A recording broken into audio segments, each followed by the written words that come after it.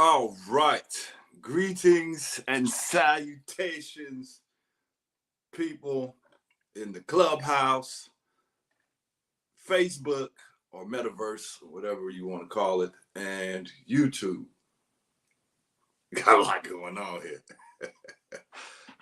Willfully, I see I could be heard, so we just gonna go right into it, man. I was listening to the Shema with Chief's build of the interdimensional contracts that one makes. And it really had me ruminating on some different things as far as the different contracts that I have made in my own personal journey. And times that when you make different contracts or you have these different things that we marry or couple ourselves with, um, sometimes it's because we let our guard down or because we haven't done what we were supposed to do. And one of the things that even when you hear some of the Shema readings, it's in the beginning, it says this text is not to be read only once. You know, you have to read this text daily.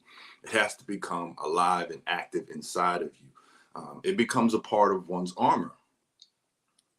And when one doesn't take the time to ultimately read or to ultimately take the time to ingest things that are going to be conducive to their lifestyle and conducive to what they have coupled themselves with, and ultimately they have coupled themselves with or start walking down a path that may challenge them on whatever it is that they are trying to get done. Now, I think it's important to start off with a couple things. Well, I'm gonna go in a couple different routes. I'm gonna be looking a little all over the place because usually I use one of these devices for the reading, but now this device is being used. So I'm gonna go out of the NIV version today. Okay, so I have a couple things that I pulled from the NIV. And then I got a couple things that I pulled from the New Way. And if you would like to follow along, I'll give you a second to, we're going to start with Ephesians 6 and 11. All right, so start with Ephesians 6 and 11. Now, normally this would be out of the King James Version, but that is on my iPad. So we're just going to go with the hard copy that I have, which is the NIV version. So we'll start like this. And anytime if you would like to speak, open to, let me see something. I don't know if you want to speak. I'm looking in 3 or 4 different places, so I may get to you. Just raise your hand. You know how we do it. All right, so it says, put on the full armor of God so that you can take your stand against the devil's schemes. For our struggles is not against flesh and blood, but against the rulers, against the authorities, against the powers of this dark world, and against the spiritual forces of evil in the heavenly realms. So therefore, put on all the full armor of God so that when the day of evil comes, you may be able to stand your ground. And after you have done everything to stand, well, here we go.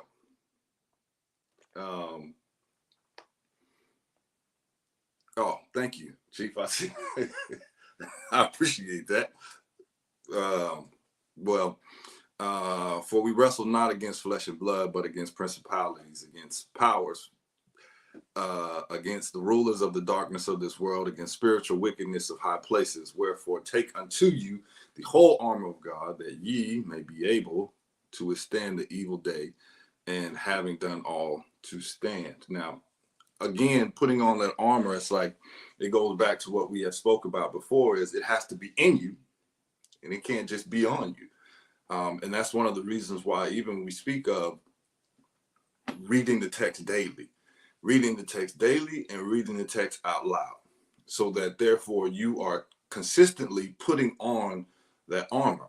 You are consistently covering yourself and cloaking yourself from the inside out. Now, what happens is you get into and you can even see in the text is you get into a sky war, and a war that wants your mind, a war that wants to couple you or to marry you to something else, that to put you into a contract. And every day you're going to enter into a contract with something or someone. Are you making a conscious decision and a conscious choice in order to marry or couple yourself or make a contract with things that now are bringing out the best of you and the relationship that you have with your creator? Or are you coupling yourself and marrying yourself with something that is foreign to your creator and is foreign to your nature? Now, there's a couple things that we can start to look at, even if we look in the new way in economics. Now, in the new way in economics, underneath education, it says we must clothe ourselves with the tools that help us to prudently deliberate what is well or unwell for ourselves. If we are not wise to what takes away our life as opposed to what adds to it, we will construct a pattern of life that leads to a human experience of poverty. Well, what are we clothing ourselves in on a day in and day out basis? What contracts are you making with yourself on a day in and day out basis that is ultimately going to lead to a human experience of poverty, or it's going to lead one to wealth? Now, sometimes some people get caught up into a saying or like it's just going to be like this forever, and I don't know if I can make a change or whatever the case may be. Now, we also see here in the education piece where it says to change our position of wealth, we must change ourselves to become wise. We must first be humble. All right. So, in order to change ourselves, we must first be humble. Now, sometimes we come into certain experiences saying that, this is what I've learned over here. So now let me just build on top of that, which what you have learned maybe before you have gotten to a certain experience, or even before you have gotten into our new, is no longer needed. It's no longer now one can start to say, well, this is what I'm about. Nobody cares, right? Nobody cares. Now we're building anew. Now we're building a new foundation. Now we're building on principles that one should have alive and active inside of them, and putting on an armor on a day in and day out basis that is now going to shield one or protect one as they move and traverse through the world.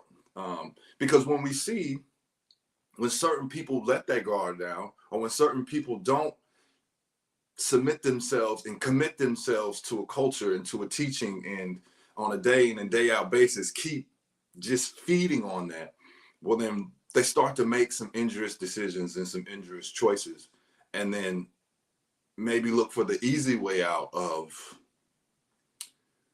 spells or magic rituals to get me out of this position that ultimately I put myself in. Now, I'm going to go to something else too that I want to read. We're going to go to Genesis 4 and 6. All right, so I'll give you a couple. If some of you, again, I have an NIV version, so but Genesis 4 and 6 says, then the Lord said to Cain, why are you angry? Like, why are you mad, bro? This is like people who come into our new, right? And sometimes they get upset, or they want to bring in their old habits or their old patterns or their old ways of living. And somebody's just going to have a conversation with you, right? Like, why are you mad? What you mad for? What's the problem? Why is your face downcast? If you do what is right, will you not be accepted? But if you do not do what is right, sin is crouching at your door. It desires to have you, but you must master it. It's crouching at your door. This one's at it every day. This is why one now must have some solid principles, but every day you must now be in the word. You must, on a day in, a day out basis, be reciting. This is what I'm about. This is what I do. This is what we don't do, right? Because it's waiting right there. And even when you go back and listen to the Shema, you start to even hear when she started speaking about, what is one ingesting? Is one ingesting foods that are going to be lively and help one to sustain themselves? Is one ingesting certain friends and certain families that shouldn't even be around? Is one ingesting certain things that are on TV or on social media that is crouching right at the door, waiting to take advantage, like waiting to couple you and to now have you married into a contract that ultimately either you willfully are signing up for or unintentionally or unconsciously are signing up for. So now it's like you're being warned. Can you now make the change? Can you now humble yourself and say, nah, you know what? Oh, that's fine. I can watch this. Or that's fine. That's just my friend. Or that's fine. Nothing's going to come of it. But as we know, and even in an old teaching with when Chief was building on, the mind doesn't know what's real from what's fake.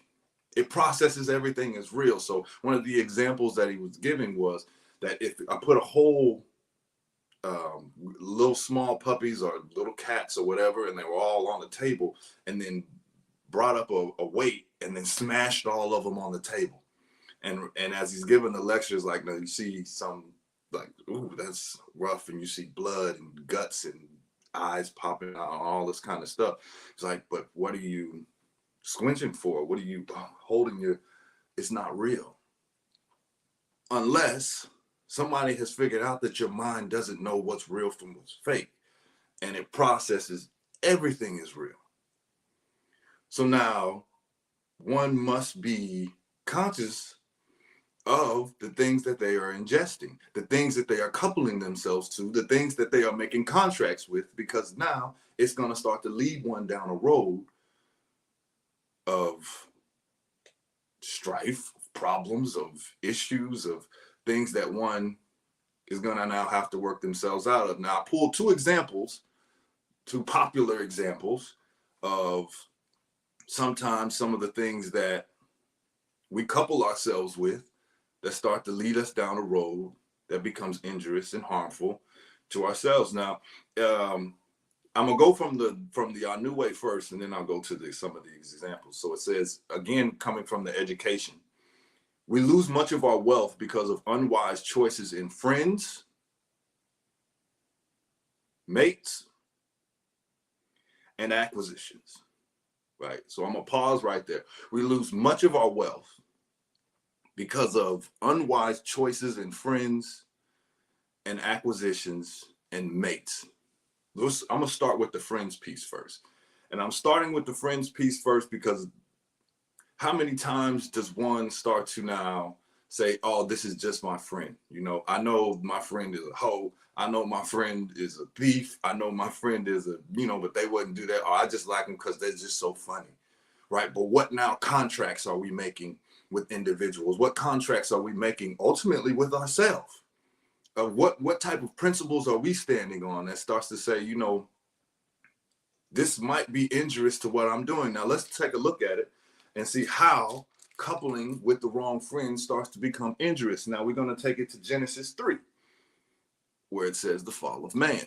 Now, the serpent was more crafty than any of the wild animals the Lord God had made. He said to the woman, now notice who he attacked. He said to the woman, did God really say you must not eat from any tree in the garden? Like, bro, what type of people do you have around you, right? You've already been told what to do and what not to do, right? And then now this is why it says it's a constant reading. It's a constant every day. You got to stay on top of it to say, you know what? Because if you start to have some certain friends that are around you that start whispering in your ear, hey, little mama, how you doing? Let me whisper in your ear. Take a couple days, you might like to hear. that you might like to hear. Did he really say that? You start second guess, you might second guess yourself. You might be sitting in there because now you have let that spirit in your head of saying, you know what, it ain't that bad. I mean, maybe it ain't gonna be nothing that's really gonna happen. But now you're entering yourself into a contract. What type of friends are you keeping around? And as you're gonna see, some of the required qualities, especially of being a man, is being courageous, right? is being honorable. And some of the things that we can take and extract from this story is Adam should have said, hold on, man. Hold. It's not going down like that. Like, that's not what we're gonna do. This is you gotta be the guardian of the gate. But he tucked his tail between his legs and he didn't say anything. Now, we could also take from that story what would probably happen today is, that's my friend. He was my friend before I met you. They were my friends before I came into our new. They were my friends before I started to make this one. Like, they were my friend. I just can't let go of my friends. Where are your friends taking you? There's a whole saying that goes, show me your friends and I'll show you your future. Like, show me who you hang around. I'm going to show you where you decide, where you're about to go. You're not going to get away from them. If you hang with 4 cowards, you're going to be the 5th one. If you hang with 4 losers, you're going to be the 5th one. If you hang with 4 people that are connected to their divine purpose and moving on purpose, you're going to have to start moving on divine purpose, because they're going to either push you to start going with them, or they're just going to get rid of you. But you can start looking at it and say, hold on, man. You shouldn't be here. You shouldn't be. Now, there might be some pushback. I don't care. Either this is what we're doing, or you can go too. And as we start to see another required quality, one is accountability. And if we even keep looking at this story here, when he says, and who told you that you were naked? If we go a little further down, then all of a sudden, none of them want to be accountable and responsible. Well, that's the woman you gave me, right? And he's, well, hold on now. That was the serpent who said that. The serpent deceived me. That's what the serpent deceived me, right? I'm not going to be accountable and say, yeah, I screwed that one up. That's what you told me. And now I have to be honest and say, you know what? I screwed that up. There's no principles that I'm standing on. So there's no principles that I'm standing on. So now if I stand for nothing, I'll fall for anything. It's the old saying. You stand for nothing, you fall for anything. And again, I'm sorry, I'm not even looking at this. I don't know if some of y'all raised your hands or not, but whatever. If you did, great. If you're not, whatever. Jump in if you feel like. There, it's a matter of now having a set of principles. And when one doesn't, sometimes, and I'm going to go back to now the new way. It's where it says, sometimes we seek an extravagant lifestyle that encourages excess and gluttony. Excess and gluttony. Now let's take a look at another story where there might have been some times where there was some excess and some gluttony, where one had access to a lot of things, but they wanted something else, which then ultimately started leading to there we go. I think I got you. Or maybe I hit the wrong button. Oh, okay. So excess and gluttony, where one has, can you hear, Chief, you hear?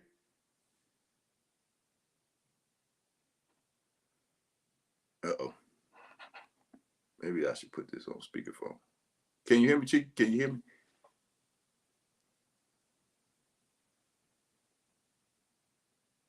All right. I don't know if I can hear you, brother. Oh, okay, cool. There you go. Peace to the Chief. All right. Jump in whenever you feel free. So as we get looking at this from the new way, where it says excess and gluttony, well, I'm going to now take you to 2 Samuel. 11-1. Well, actually, I'm not going to take you there. I'm just going to tell you the story of with David. And David, David was, he was a king. He had it all, right? And one day, David, he's just chilling, and he looks across the way, and he sees a bad one, man. He sees a bad one. And he like, yo, like, who this? Who this? This one need to be on my team. And it's all fun and games, right? Until somebody lets their guard down, until somebody now doesn't stand on their principles and doesn't stand on their morals and starts to now sway and go and makes the contracts with something else. Now, it's not all on David, because she knew what she was doing too. Okay. So she knew she was a married woman. She knew she was going to put herself in the lines, the view of, I'm going to bathe in front of this dude over here, because I know I can now practice hypergamy. I know I can start to move and groove and start to go in a different direction. She knew, but now what happens when you start to let go and not to consistently devote yourself to reading and ingesting solid food, ingesting things that you are watching on television, ingesting things on social media, ingesting things of the people that you keep yourself around? You start to make foolish decisions. And in a foolish decision, the man laid with a married woman, and she got pregnant, right? Gets pregnant, and then all of a sudden tries to cover it up. I'm not going to be accountable. I'm not going to stand on the ground that says, you know what, I effed this up, and let me just come clean about effing this up. I'm not even going to be honorable, which we'll talk about in a minute, but now I'm going to try to cover it up some more.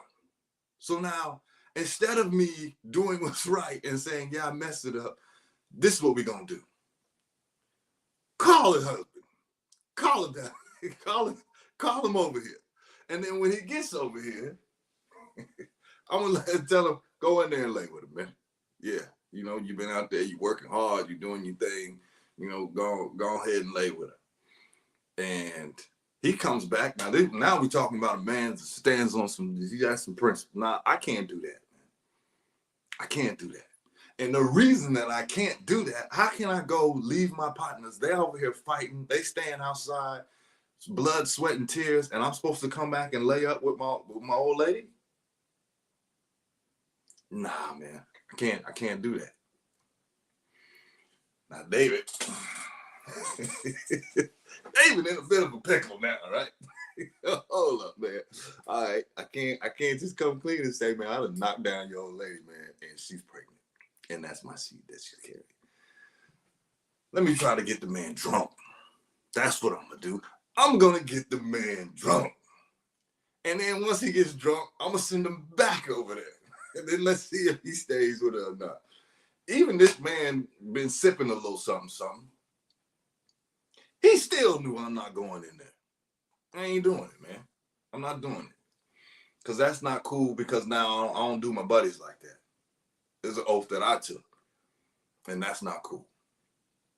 So then now here we go. Because now one just start small. Start small. What are we ingesting? What have we coupled ourselves with? What have we married ourselves to? It just starts small. And then as it begins small, then it begins to snowball.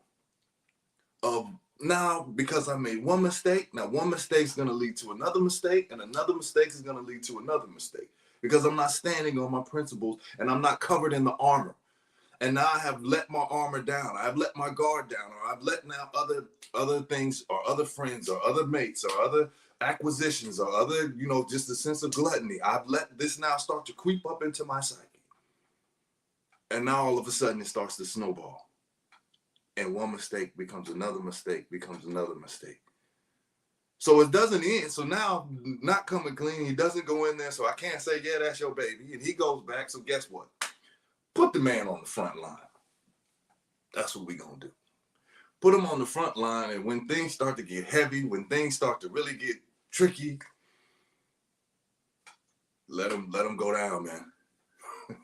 Let him go down. And now somebody has to lose their life because of a mistake. So now you see, if we look in first story, and all of these stories really, Cain and Abel, somebody loses their life because they don't want to listen and stand on any principles and any morals. Adam and Eve, something has to lose their life because now all of a sudden they recognize they're naked and have to have some type of sacrifice.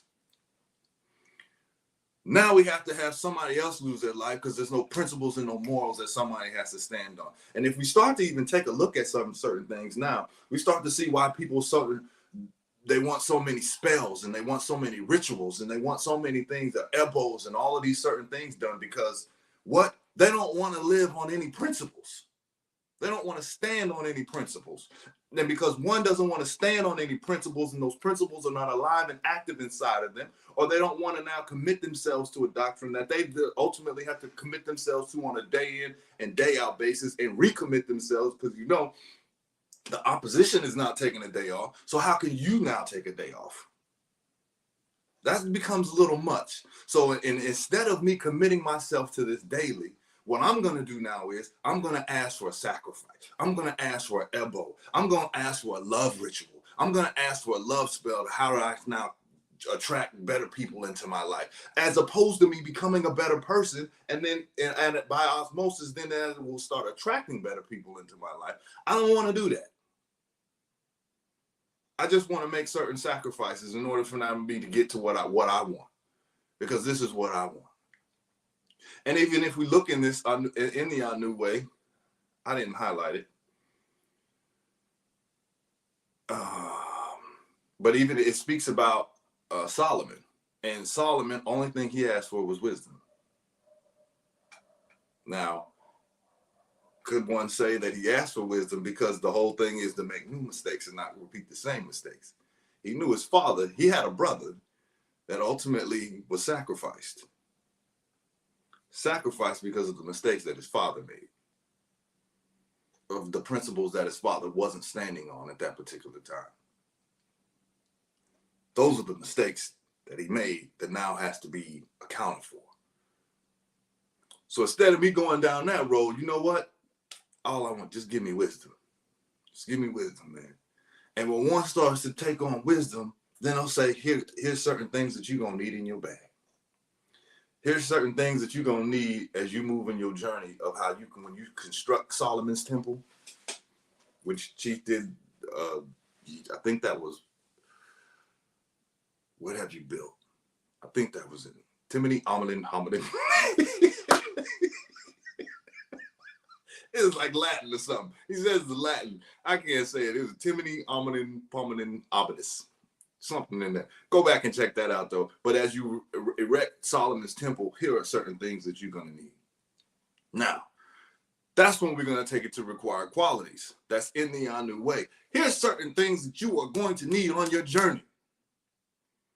For men, honorable, respectful, independent, non-possessive, guiding, and creative. Now, there's more. I only pulled a couple because I wanted to just stay right there for a little bit. And then women, receptive, wise, emotionally mature, submissive, capable, accountable. Now, we can already look in the stories and learn from these mistakes. The goal is to make new mistakes. And you see, when Solomon came along, he said, hold on, man, I want this wisdom. Wisdom. And now I know some people would like to build on some of these required qualities because we have already touched on them.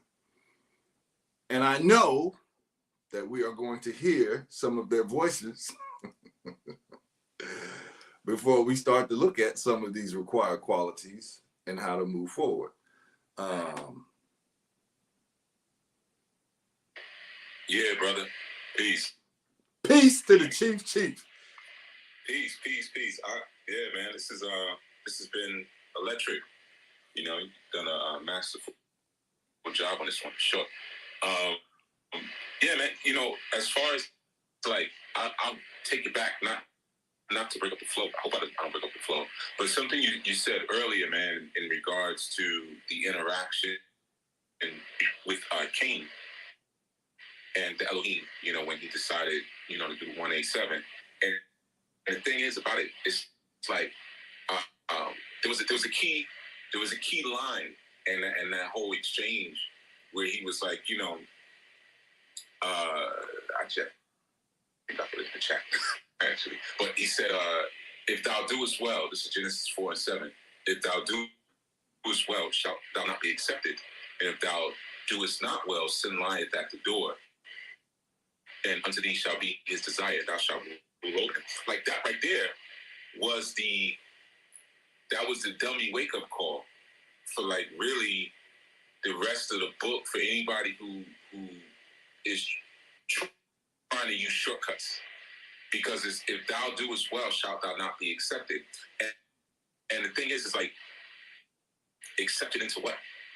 Sometimes again, like we read these things and we just, if you're given one perspective from your preacher or whomever, you may not necessarily dissect all the words that you could, because you're just focused on, he killed his brother and he gave an offering. The offering wasn't accepted. But Elohim didn't say that. Elohim said, you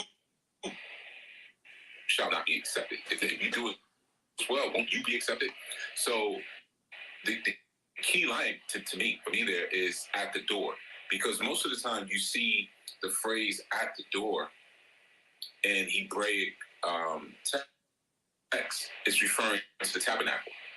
Doing something at the door. That phrase is, of course, those of us who've been, been following the or really digging into the Hebraic studies, dalet is door, but petah it means at the door.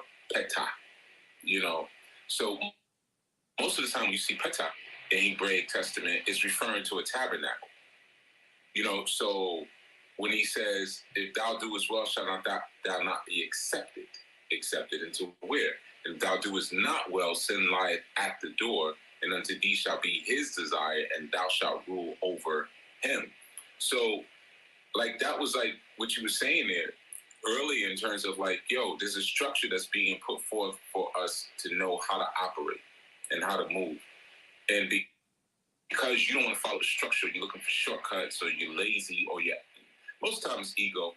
I don't want to submit. I want to do it the way that I want to do it, because I just think that I'm smarter than 2 million years worth of wisdom. I'm smarter than that.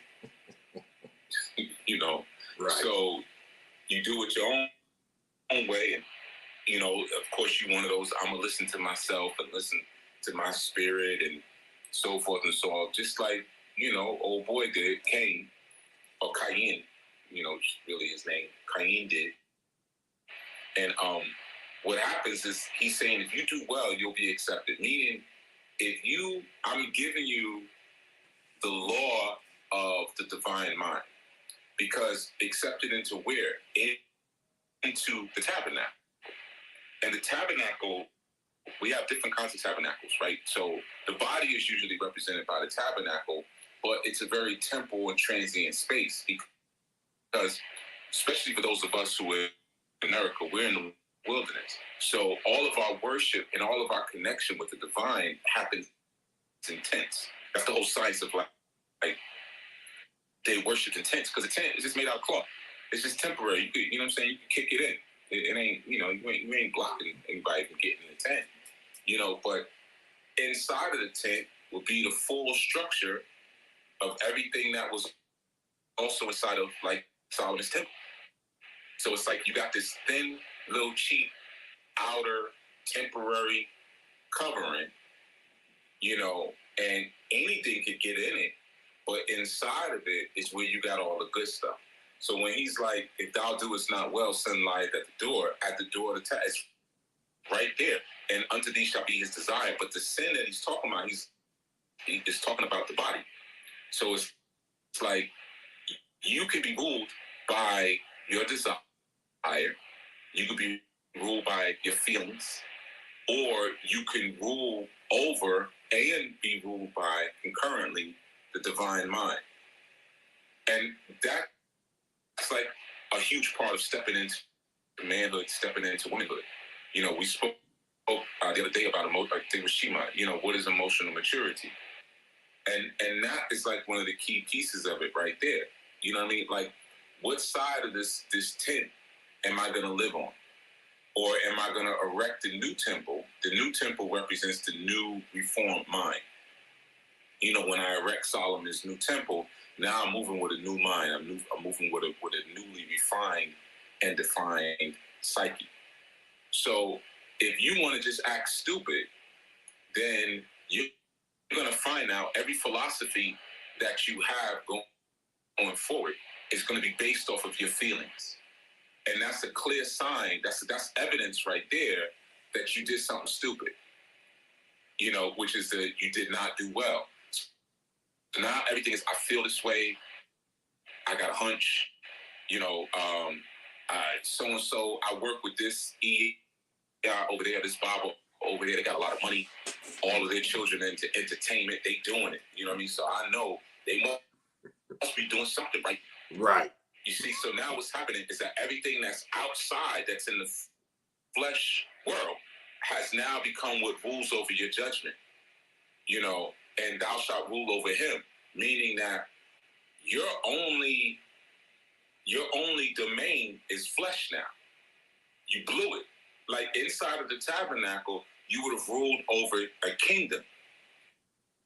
You would have ruled over the concept of freedom inside of this divine space. But because you went outside and you're stuck in your feelings, literally, you're stuck in your feelings. Now you only can rule over little petty, transient, earthling stuff. So I just thought that was key based on what you were sharing. Like, a lot of people, they resort to, I'm going to do this spell, I'm going to do this, I'm going to do that.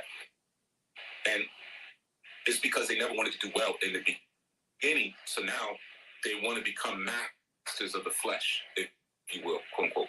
And a lot of that too is just people just function with low IQs a lot of times. I mean, just to give you a little shot of realism, give you a little realism on the way out. It is what it is. Like, yeah, you know what I'm saying? Because like a lot of times when people do that, or they try to hit me with that, yo, Chief, I'm over here doing this now, doing that. And I'll be like, but every time I taught you something before, you came back and misquoted it.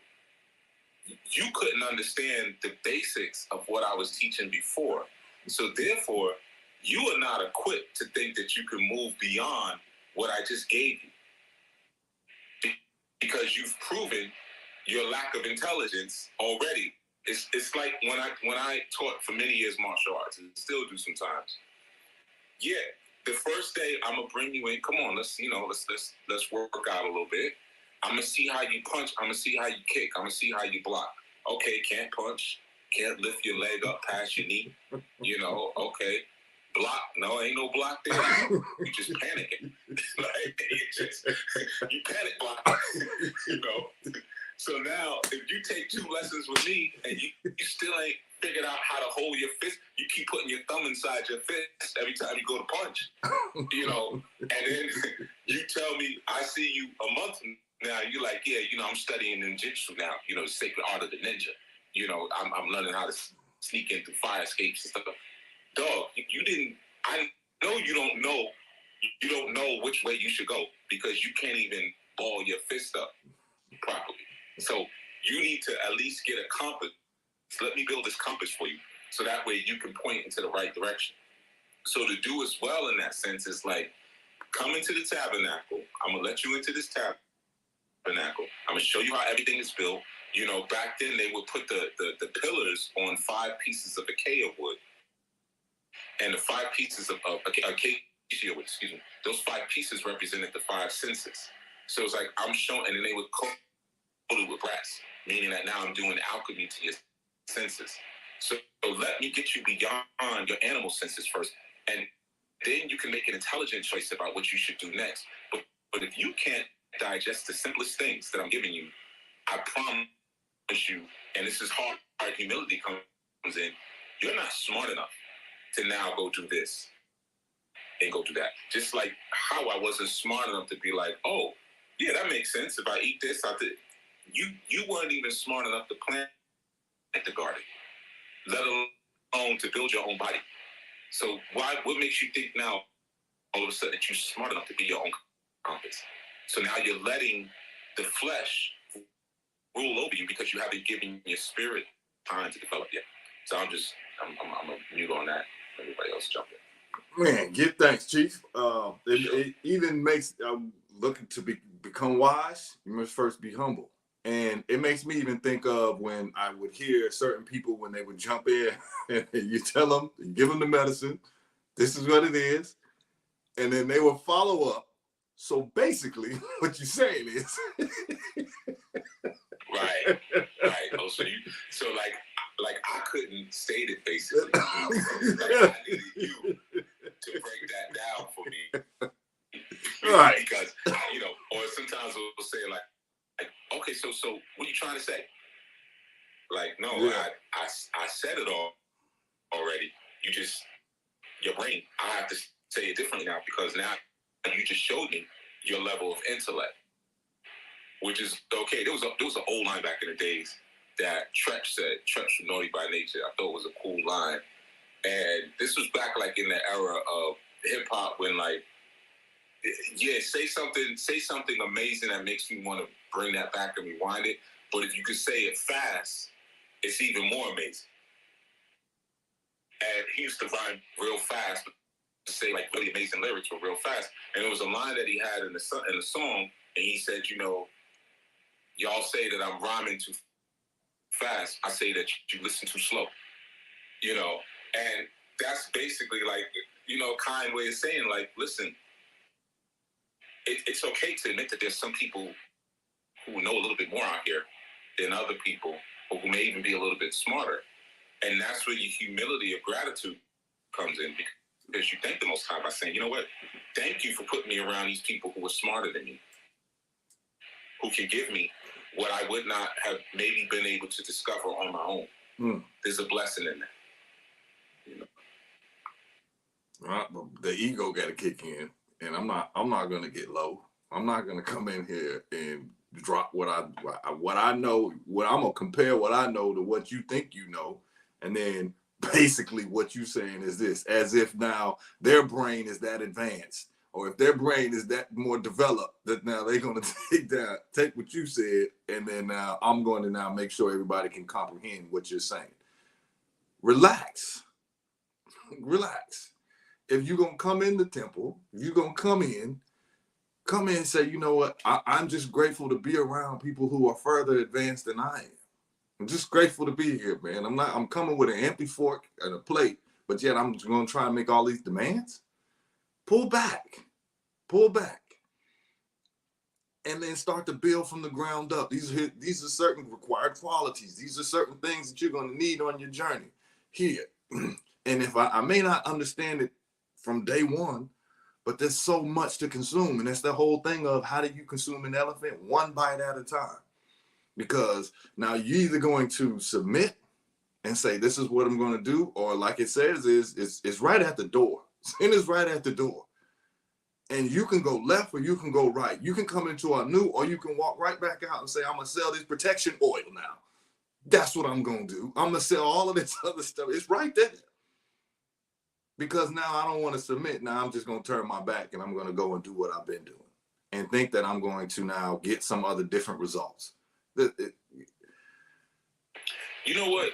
There's something to that too, brother. I just want to throw in there. I know Master Menelek wants to jump in, because we're talking about also like required qualities of men and stuff like that. Like, yeah, we're striving to be like the Christos, or to be the Christos and true. But if you're not there right today, you're not there today. And like the Christos may be like, look, I am married to a bride that keeps stepping out on me. Runs around, does every little stupid thing that's not gonna work. And most of the stupid things you do are again for earthly advancement. Like all of the little rituals you want to do, the little hoodoo you want to do, it's never really I'm going to do this so that I can become closer to the creator. You know, that may be an excuse for taking shrooms and psychedelics and smoking that good kush. But, you know what I mean? I feel closer to the God, you know. But when you come back down, what do you do with that? Nothing. You just eat. Right. You know what I'm saying?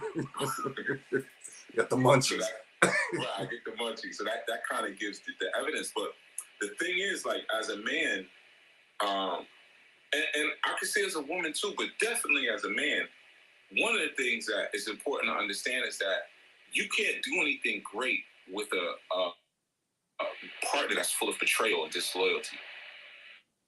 You know, like, just imagine, and this is why our new men should put themselves in a place of importance, because it helps to clarify things. You know, and what I mean by clarify things, there's been times where I've had maybe females, because they want a little bit of attention, try to start some drama. And perhaps when I was younger, I could give a little bit of time to that, you know, because you get your little drama fix and then we make up afterwards or whatever. But when you get to a certain point in your life, it's like, look, I can't let your energy mess up what I need to do, because there's too many people who depend on me. You know, like, Imagine being an air traffic controller, and as a man, and you have a wife who's contentious, and you coming into work stressed out and unfocused because you were up. She decided to start an argument with you last night at 1 a.m. and you have to be at work at 7. You know, and you argue into just putting your clothes on and walking out the door. Right. And now you got to direct air traffic. You know, so the thing is, and I'm using that really as a hypothetical situation because the air traffic controller wouldn't have a wife like that. That's the point that I'm saying. It's like you get to a point where you recognize that what I do requires a certain sort of counterbalance, and I'm not even having these conversations with the arrogant people and the prideful people. That's not even going to happen because I got too much important stuff to do. And trying to sit here and convince your feeble-minded self and your arrogant, there's no space in my life for that. And the place that it takes me intellectually is too damaging for what it is that I need to do next. You know, so even in your selection of mates, there's something to think about. In your selection of friends, there's something to think about. How far does that take me outside of the tabernacle? Like, I don't want to leave the tabernacle to be friends with you. I don't want to leave the tabernacle to be mated to you. I don't want to step outside of this tabernacle because now I'm dirty and I can't even go back into the tabernacle because I'm filthy. Right. You know, so that's just something I wanted to like just throw out there, like in that sense, man. Like in terms of monitoring some of the exchanges that we have. I mean, I think y'all have all probably experienced or saw me. I'm famous for the I hate. All right, well, good luck. You know, right? Because you're not going to take me out of the tabernacle with your stupidness. And I've said it before, and I have a problem saying it. I'm too important for that. If I was not important and I wasn't doing anything, and I didn't have literally 1,000 people needing me to be clear all the time, to be focused all the time, then yeah, I could sit here and go back and forth with your stupid behind. But because I don't have that luxury, I can't give you energy. You know, and you look at something, John 14:10, believest thou not that I am the Father, that I am in the Father, and the Father in me. The words that I speak unto you speak not of myself, but the Father that dwelleth in me, he doeth the works. See, that's your call right there for humility. It's like I'm not the one doing it. It's something that lives inside of me, the pater, or the father, or the authority that is doing all of these different things. So I know my pops is not interested in debating with you. I know that. You know, like my pops hardly ever took me back to his old neighborhood when I was coming up. Like we drove through maybe twice in my Like, he would take all kind of highways to go around and this and that. Man, I ain't doing nothing there, man. Ain't nothing going on over there, man. We don't need to be over there. What he used to always say? He used to say bunch of big butt women and pants is too tight and bunch of heroin addicts on the corner. So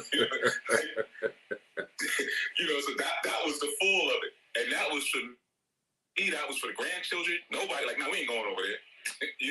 Because now I'm too important. And I remember the first time he said that, I'm like, big butt women with pants too tight. Man, Pops, pull up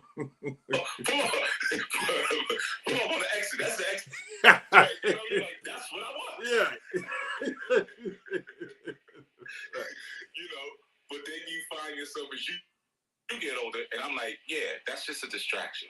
Right. Like, I'm too important. I got more important things going on than that. So that's just like a cue to the men, who are listening. And I say to women too, but women have a different concept as it pertains to time. And that's pretty much no concept. So for men, you have to really be careful about how you waste your time with these kind of circular conversations with people who are distracting you from your importance. And if you do have time for it, you need to check your lifestyle. Why do I have time to be sitting here in the barbershop debating with you for 2 hours?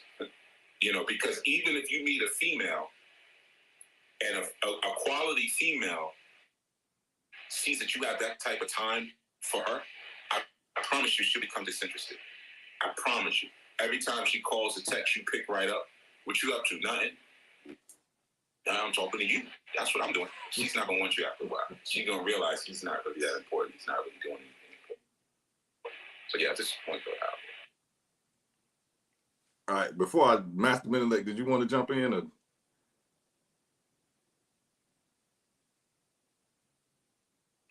Okay, so it just made me start to think of even like what's understood doesn't need to be explained. And man, it's like I don't have to start to get into senseless arguments and debates with somebody when I already know, like you have to know, even in the song, it says, you must know that you're royal. You must know of your greatness. And once you know, then it's like you throwing rocks at the throne. You throwing rocks at the throne. And even if you start to get into debates and things like that, it doesn't end right there when the conversation ends. You carry that with you. So now you're supposed to go on and you're supposed to do great things. Or one is supposed to now be an air traffic controller or do something like that. Make sure that you're navigating other people's lives, as in, or even being a Jegna, but now you still replaying a debate, but then now other things are going on in front of you. You can't now even be present in the moment. You're now living in the history of, oh man, yeah, when they just throwing rocks. That's all it is. Look, I got the people do this all the time when they go to a zoo. They'll bang on the window for a silverback, trying to get it to move, trying to get it to perform. They'll start yelling at a lion.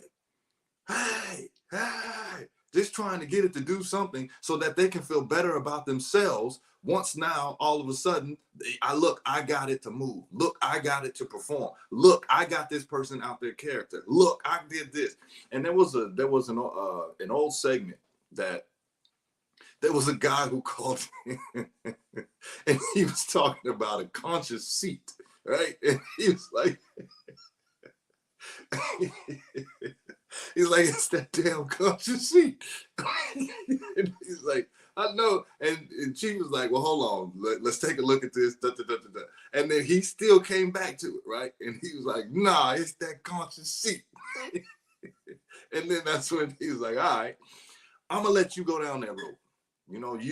Go ahead. Then you could definitely come up with what you find, man, and dig deeper into that. I'm gonna let you go down that way. I'm not walking down that way with you anymore. I'm not gonna.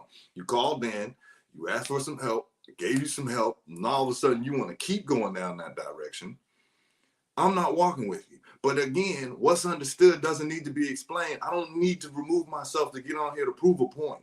See, I told you I'm smarter. See, I told you this is what it is. See, you know what? Go do it then. Go do it, because it's outside of your door. It's outside of my door as well. And if I keep inviting this in here, and if I stay and I play with it long enough, I'm going to start making some unwise decisions myself. I'm going to start doing things that I shouldn't be doing myself. I'm going to start now removing some of the required qualities that I'm standing on and that I built my house on. I'm going to start now stepping on that and now removing that and doing something that I shouldn't be doing. All because I've invited certain energies and certain spirits and certain friends and certain mates and certain things into my life that I shouldn't have, that now starts to me only disrespect my own temple that I'm erecting. Instead of me saying, you know what, you can move around, and not moving from a mindset of lack of, now, you know what, if I get rid of this mate or if I get rid of this friend, I'm going to be by myself. And I don't want to be by myself because I'm so sick of being lonely. No.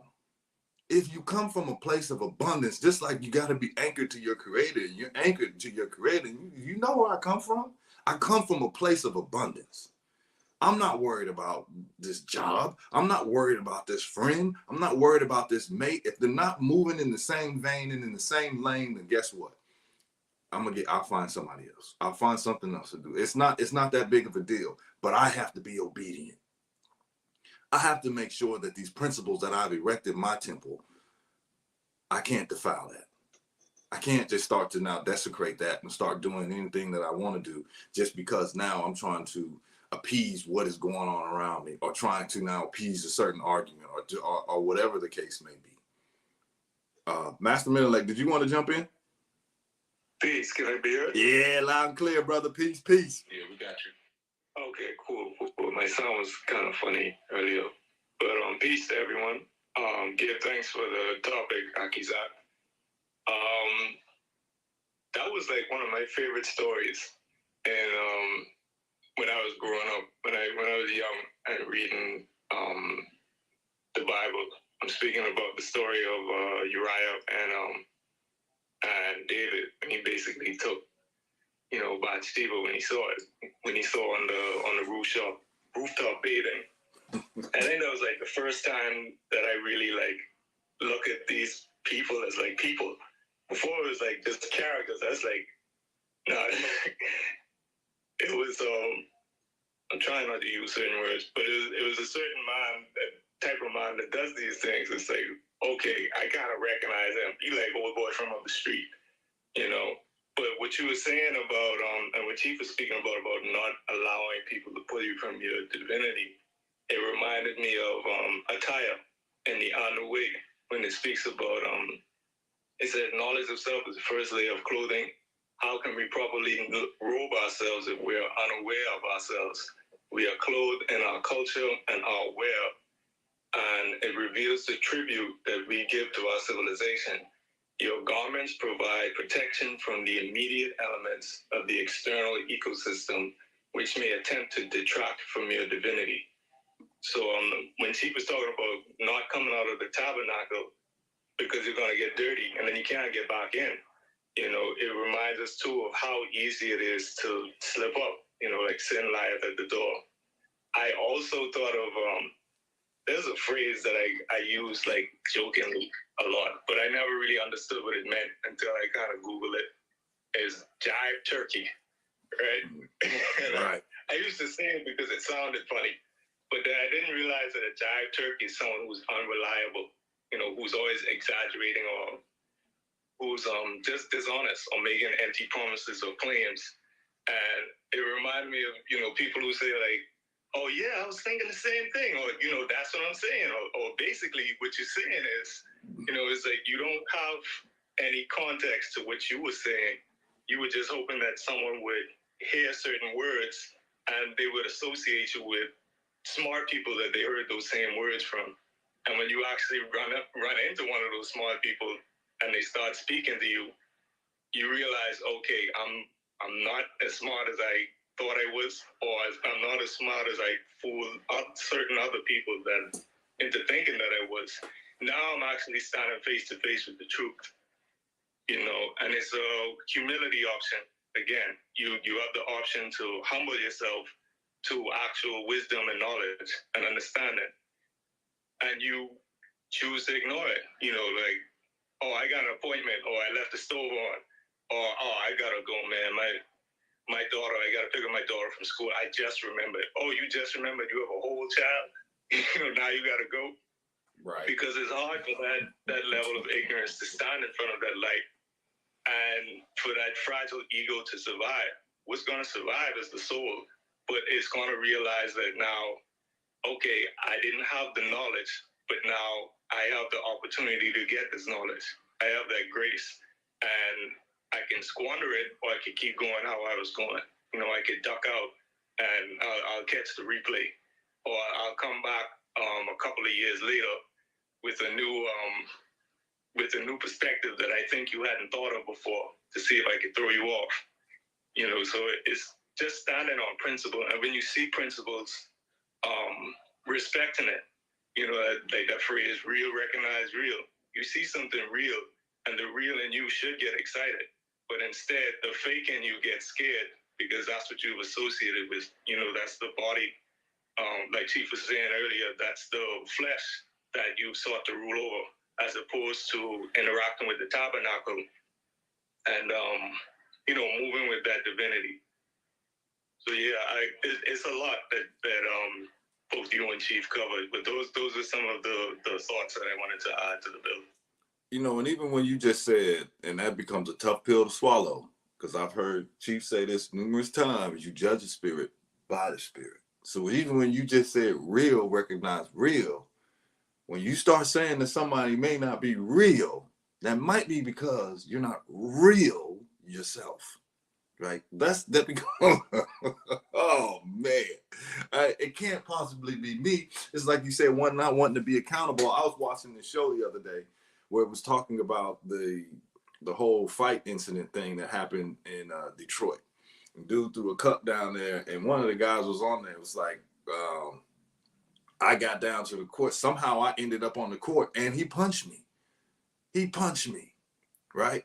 And I'm like, somehow you ended up on the court, which makes me think of now. I see the Chiefs put in until the lion of the silverback grabs one of them up and then wants the animal to be put to sleep for responding naturally. You get into the face of somebody, and then now all of a sudden they give you truth. That truth is like a lion. It'll defend itself. They'll give it to you. Now all of a sudden you're a victim. But what did you do to antagonize this lion, to antagonize this silverback? What did you do? Are we only going to look at the effect? Or are we going to look at the cause? Are we only going to look at now where you are? Or are we going to start looking at the principles that you've designed and built your life around? The teachings that you've designed and built, erected your temple on? Are you going to start looking at any of that? Or it's just, nah, you know what? I'm a victim here now. And this is what is going on here. And this is the problem why I can't get to where I want to be. And these are all of the problems. Well, hold on. Have you ever looked at yourself? Have you ever looked at the required qualities that maybe you don't possess at this particular time? Or you still just want to argue and fight and fuss and try to get to where you think you should be? Humility. Man. All right. Yada Ram or Mayuba, did you want to? Yes. Peace, everyone. Can everybody hear me clearly? Loud and clear, brother. Yes. With humility, that always resonates with me as an athlete when I look at physical injuries and relating to principles and ethics that we have in our lives. Because sometimes we never have time to do things. We never have time to read. We never have time to study. We never make time to pay attention to others, pay attention to ourselves, to our finances. But whenever we get injured, whenever we get sick, and we physically can't move, physically bound to the bed, it's undeniable to us the time we actually have. Because when I love the teachings of, because for me at least, I've gotten injured in my life and gotten sick, and those were the best teachings for me, because it allows me the space and time to realize what I actually need to be doing, the other things I actually don't need to be doing, and being humble with myself, and realizing that we can sometimes waste so much of our time, our essential time, in compulsive behaviors and unruly acts and in situations that don't benefit us, that don't allow us to grow. So it's with the time of being injured, it reminds us of being honorable. It reminds us of being honorable to ourselves, and using that as a preemptive measure for dealing with other circumstances that are coming in our lives, and to realize that we do have time. So I myself, I always do that when I see I don't have time to do things, or I feel like I'm stuck in loopholes.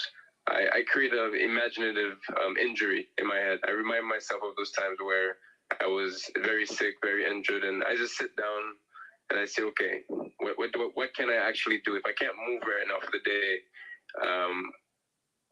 how can my mind be utilized best for my growth and my improvement?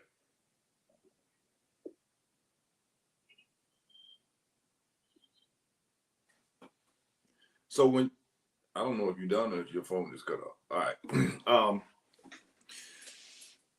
When you were just speaking, it made me even go back to this education in the A New Way, where it says we lose, and I've already read a couple lines. I'm just going to keep reading because you start making me think of it. So we lose much of our wealth because of unwise choices in friends, mates, and acquisitions. Sometimes we seek an extravagant lifestyle that encourages excess and gluttony.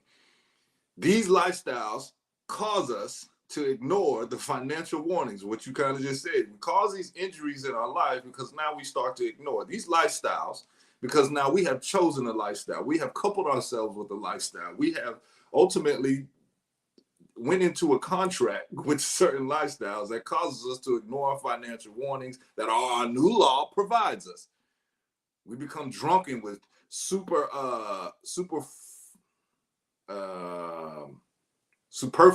Man, I had to look at that word 3 times. Superfluous. You're doing all right, brother. You're doing that. Take your time. Take your time. Sound it out. I had to look at that joint. I'm like, hey, who put this roadblock right here?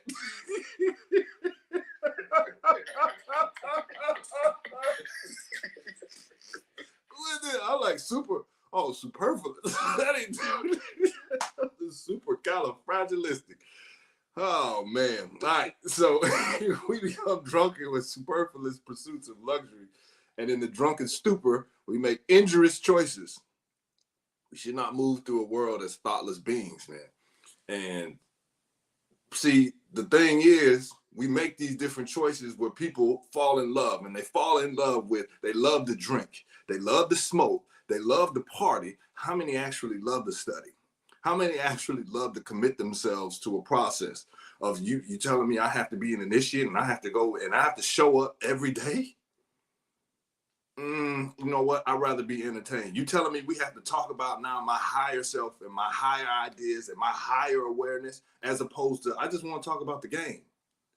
Hey, did you see how much getting paid? Did you see how many points so-and-so scored? Did you see what somebody else is doing with their life, but meanwhile ignoring everything that is going on in my life? That now only thing that we're now becoming is just consumers, consume this and consume that, and get this and get that. But as opposed to now getting and building my own temple, I'm going to remove all of that. I'm just going to go down a lifestyle of that cause us to ignore the financial warnings, that cause us to now put us in the seat that we put ourselves in, that we now marry these different contracts with.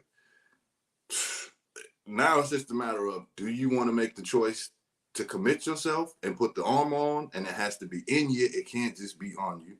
Do you want to start to now be a man or a woman? And I'm just not, when I say man, I'm just not speaking to men, women too, right? Like, stand up, man. Like, hey, come on. At some point, one of the required qualities is being accountable. And you see this stuff, well, the serpent gave me that. I ain't do that. I mean, I'm not taking no accountability or responsibility for that. Come, you know what you're doing. You know what you're doing. What are you erecting your temple on? Abba Yada Ram. Yeah, man, bless the love, bless the love. Give thanks for the dialogue, man. Give thanks for the build, you know. One of the things that certainly stood out as you were talking about required qualities, and it tied into the story when you spoke about Solomon. Is one of the required qualities for Anu men is being mature. So when you think about maturity, you look at it from a definitive perspective, it speaks to more or less the apex of something, like coming into full maturity, coming into the highest level of a certain thing. Now, that's also a process. When I think about the story of Solomon, you think about us repeating cycles, and it could even be generational, because in Solomon's case, when he died and his son was actually about to take the throne, his son made some of the same mistakes, but even amplified some of them. And, the story is when, those who were commissioned to actually work on the temple, they will always complain to Solomon, and some of them even became enemies of Solomon in certain respects, rather, because of the type of workload that he put on them, without thinking or being even considerate. And when they asked his son about what he was going to do, rather than his son taking wise counsel, this is like where we have these crossroads where you started to mention, and Chief came back and even built on it.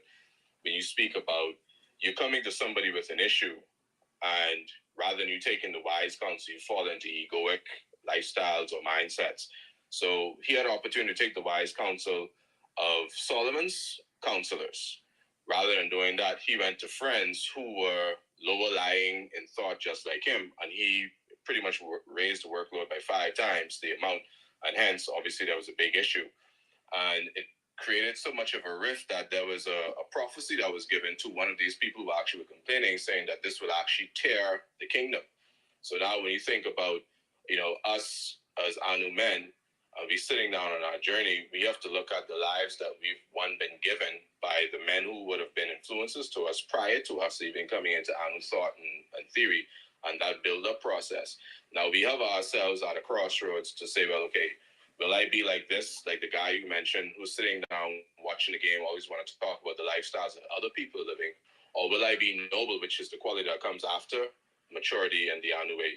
And one of the things about being noble is that there's a level of responsibility that you have, but also there's a level of recognition with regards to the boundaries that you also have on yourself. What is it that I'm actually equipped to do? And the required qualities of both Anu men and women are things that have to be witnessed by the community. So, when we start thinking about our journeys towards maturity, when our journeys towards actually, I won't call it, I'll say for benefit of conversation, I'll just say being liberated. Being liberated with the new information is the application of the information into knowledge. And the second thing from that comes to wisdom. You see, so having this wise dome, this process of actually applying what's being given to you is also a level of perfecting. So these same mistakes will not be made because you're perfecting. Now, if you find yourself making the same mistakes, then you have to ask yourself, what mind is it that I'm actually entering this process with? Is it a wise mind? Is it a wise dome?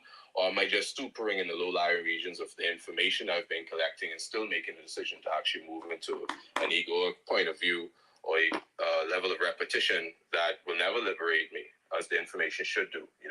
They say seek knowledge and wealth will follow. So the true wealth of actually liberating your family and taking your family up to another level also has to come by you seeking the face of the Almighty also. So over that, I'll put myself back on mute and give thanks for the build, man. Love and harmony. Blessing love. Blessing love. Now, let me ask you this though, Albert. Is there not a point though where people are looking to come into something, they have to do some work? Where would you say the balance comes in? Because I mean, a lot of people would just come in to take, and this is what I want, and give me this and give me that. Give me some wisdom, give me, or the blessings of this house. But ultimately, what are you adding or what are you building on? One of the things that Chief mentioned in the YouTube chat and you touched on earlier, when you referenced it, was the silverback analogy. And I don't know if you recall, well, you recall because you always used to mention it. I think that was like 2016 when Chief gave, or maybe 2017 when Chief gave us that. He said, when the silverback says come uphill, you got to come. Now, most people who are just coming to take, unfortunately, the delusion of grandeur that they hold on to, and unfortunate, it's kind of a misplaced word in this case, for them, rather, unfortunately for them, their delusions of grandeur, thinking that they can keep up with the pack as it's going uphill, is where their own downfall comes. Because there's a level of conditioning that you have when you're sincerely on the journey, looking to actually build yourself and empower yourself. It's apparent when you sit and you study. You know, it's apparent when you make your movements every day. It's apparent when you're actually really on the journey and you're applying what it is that's being given to you. Those things are apparent, and that is what allows you to actually go up the hill. If you can't go up the hill because you're actually a con, like Chief made the statement before us, if you're actually conning, you're really only conning yourself, because what's going to happen is you're going to start to fall because you're tired, and then before you know it, you're going to sit down under the tree and decide that you're going to take a nap. You know, your eyes will be wide shut, as they say, right? And then something's going to pick you off. But if you choose the culture to really be on the move, you know, as Anu, we're studious. We don't ever stop learning. As Anu, we're always striving to be at a highest grace, or to the highest level of grace that we possibly can hold within us to actually emit the most light. We're leaders. So at some point, you have to continually elevate. And now those boundaries will always be pressed. You see what I'm saying? You will never want to be the smartest person in the room. You want to be always aspiring to something. Now, when you start looking at those boundaries, you start realizing how much of a journey you would have actually been on. And then that just as well as a good measurement stick for you to say, look, I'm really not doing what I should be, because I should be much further. Because the brethren who started out with me, you know, we've been building. I can remember when I kind of fell off. And I remember at that point where at the blink of an eye, 6 months to a year went by, and I'm still here in this stupor. You know what I mean? So, you know, the take will only be a detriment to those who will continue taking, because they will be wear out. And you often said that, you know, they will be found. You know what I mean? Right. So wouldn't one way to find them though is put somebody to work, man? Like if what's in your heart is I'm here to take, then once somebody starts to give, and once somebody continually has to commit themselves, like if I say I want to run with the Bulls, well, now I have to build my stamina up. I can't just have, it would be more dangerous for somebody to say, yeah, you come right up here and run with the Bulls, knowing that I can't run. So now not only am I going to harm the other people that are there, I'm going to harm myself.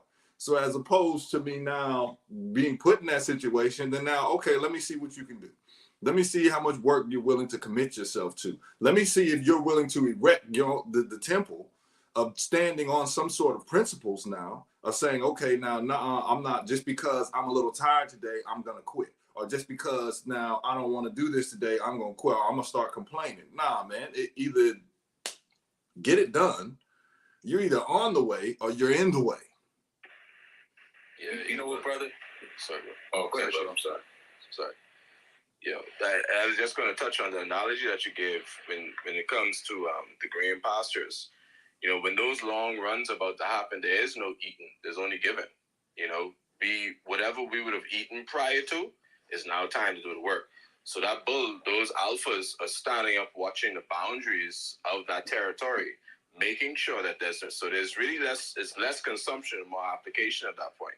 What's being eaten is actually the responsibility. Okay, every day I indulge in my responsibility, and now it's time to move. You know, you think, I know a couple of y'all mentioned athleticism in this particular dialogue. Ain't no major eating. Is regulation for what you eat. So all of the food was what you had prior to. You know what I'm saying? But it's time to push out. You know, you on water and air, or might possibly even a fast, because you got that territory you got to move across. Now, when you get to where you're going, now it's more food. You know, like Chief even mentioned this conversation. He said this on numerous occasions. If you can't take what I'm giving you here, you know, or if you have those fair blocks, then how am I going to upgrade you to like a roundhouse? You know, if my front thrust, you're still fair blocking. You can't even get your coordination together. So, like all those there, you know, you're going to run with the bulls, you got to do exactly what it says. You got to develop into a bull, but you got to realize that you have to start at a calf. You know what I mean? So possibly there was a level of protection that had to be given to you as a covering and a cloak, which is that tent that Chief even mentioned earlier. You know, at some point you had to realize that there's an infancy that you had, and you were not capable of doing a certain thing. So maybe a little more had to be given to you, and you had to sit with the little kiddies and given a little light responsibilities at some point. But at some point, it's expected that was given would elevate you. And if it doesn't, then, you know, challenge time. The other bull's going to break your neck. You know what I mean? That's just how it goes. Yeah, you know, definitely great analogies, you know, in regards to speaking about how you kind of vet people. But I think one of the other things too is just like when you're studying anything and you look for context, what's going on at the time. You know, sometimes we can assume that a person may be a bull, but they're a weak bull. But I'm going to keep up with the bulls. If you're a bull or it's a pack of bulls, and you're like, yo, run up with us, I'm going to run with you if I want hamburger. You know, so it's important to understand sometimes you might let a hunter or a predator into your mix. There was a movie came out in 1977, with Richard Pryor. It was called Which Way Is Up? And there's a scene in the movie where he's running. This the woman that he's interested in, she jogs in the park. She was played by Lynette McKee. She also played in Sparkle. I know none of these names, man. You know. It's like, oh, Bo Diddley. Might just said Bo Diddley and Bo Jangles and Colonel Sanders. I know. A bunch of old people. Famous singers. But for people who are into old black cinema, you know. But he's running next to her. You know, it's a comic scene. He's like losing his breath. He's catching Charlie horses and stuff. But he wants to get with her. You know, so the thing is, I'm gonna run with you. I'm gonna stay with you because at the end of the day, I'm hunting you. You know, so I think part of what we have to do as men is, well, like I say, a man's job is to deflect. You know, you're deflecting things that may come to the homestead. And we're in a time right now where people like, it's like, you know, people are looking to loot. Because that's what we're really speaking about, the spirit of a looter. Someone who's coming in to take. And you have to sometimes look at what it is that will attract a looter. You know, like looters will usually, like, let's say SHTF, you know, stuff hits the fan. You know, at nighttime, you turn your lights out because looters look for signs of life. You know, they might listen on a walkie-talkie for an insecure channel to hear some of your communication that may go back and forth. They'll smell like animals. You know, I mean, I don't mean to say it like that, but you know, if I smell cooking happening, you know, if I'm out here and something hit the fan and there's some type of emergency, which is on its way, and I'm smelling some freaking ribs being cooked, everybody's starving. Yeah, I'm gonna go to the smell of the ribs. You know, vegetarian, you know, or they listen for the sounds of different tools and things being used. So those sounds of life, and then they're looking for to find out, you know, how many people are here, who's the leader, how many weapons do they have any warriors among them, like who's really defending them, you know, things like that. Are there any things like dogs on the property, so forth and so on. So I think it's important also, like as you're vetting people, to recognize that people sometimes will come up, not necessarily, or come into your life, not just to take, you know, but to take over, to empty you out, because they're just roaming around, and it's not personal. You know, you can turn your light off at night. You know, don't cook things that are good. You know, you might have to eat that meat raw. You know, like maybe now is not a time we can cook this right now. Imagine our Egun, those of which who were enslaved and who were able to escape and establish the exodus from that condition. You know, when they were running up from areas like South Carolina, Florida, whatever, trying to get further up top, you know, if they found something in the wood, caught a squirrel or caught a chipmunk or caught a rabbit or something like that, you know, they just had to eat it like that. Even a snake, they had to eat it raw. You know, they couldn't cook something and have a flame going up and it smells and things like that. So, you know, I think it's a great time as men, for people to be a little bit more in tune to where we are. Now, I just wanted to hit on one thing aside from that, you know, like,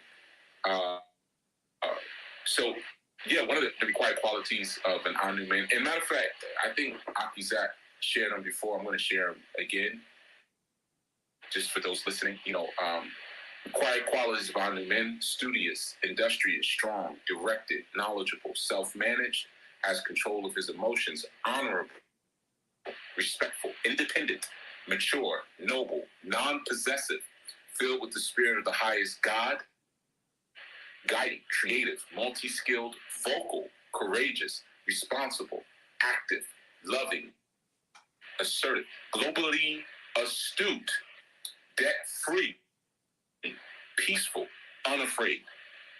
Right? So those are our base qualities as Anu men that we all kind of sharpen each other towards. And one of the things that I had mentioned earlier was that, you know, sometimes you lose your placement in that particular sort of work through just some of the wasteful discussions that you may find yourself having. And there's I think I mentioned John 14:10 previously. It's all in the number, right? So if you look at Matthew 10:14, it speaks about, you know, whosoever shall not receive you, basically, or hear your words, go forth out of that house or that city and shake the dust off your feet. And that's a critical thing in order to be able to see clearly who's trying to hunt me and who's trying to join me. You know, because the dust on your feet is your residual emotions. You know what I mean? Like, these words are used, you know, for a reason. Dust off your feet. Because at the end of the day, if I'm in this book, if I'm following this story and I'm some kind of apostle, there's always dust on my feet. I'm walking everywhere I go. It's not like, you know, the song says Jesus is the light, not Jesus rode a bike. You know what I mean? So he didn't have no bike. He was walking. You know what I'm saying? So I'm just saying, you know what I'm saying? Like, so they were walking. You know what I mean? So there was dust all over their feet. So what does it mean to shake the dust from your feet? That's speaking about debris. You know, that's what it's really speaking about. Because a lot of times we go into situations, first of all, we stay where we're not wanted.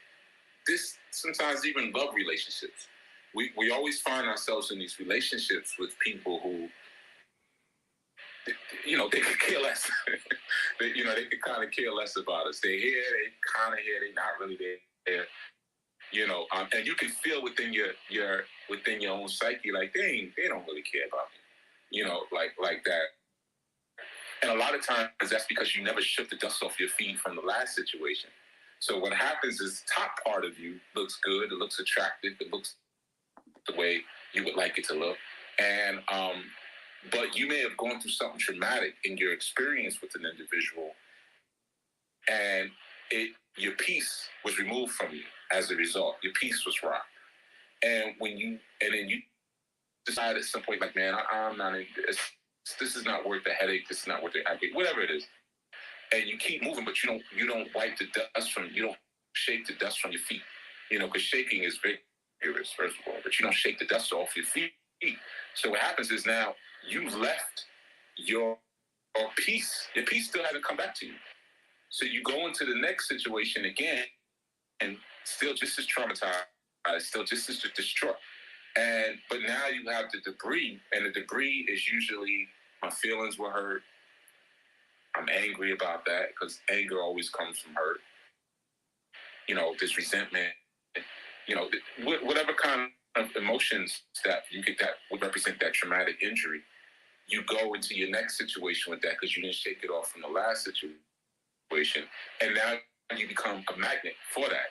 You understand what I'm saying? It's like if you step into some dung and there's flies circling on your feet, and then you just move, well, let me stand over here because there's a lot of flies over here, and then the flies are with you in the next spot. Now there's dookie on your shoe.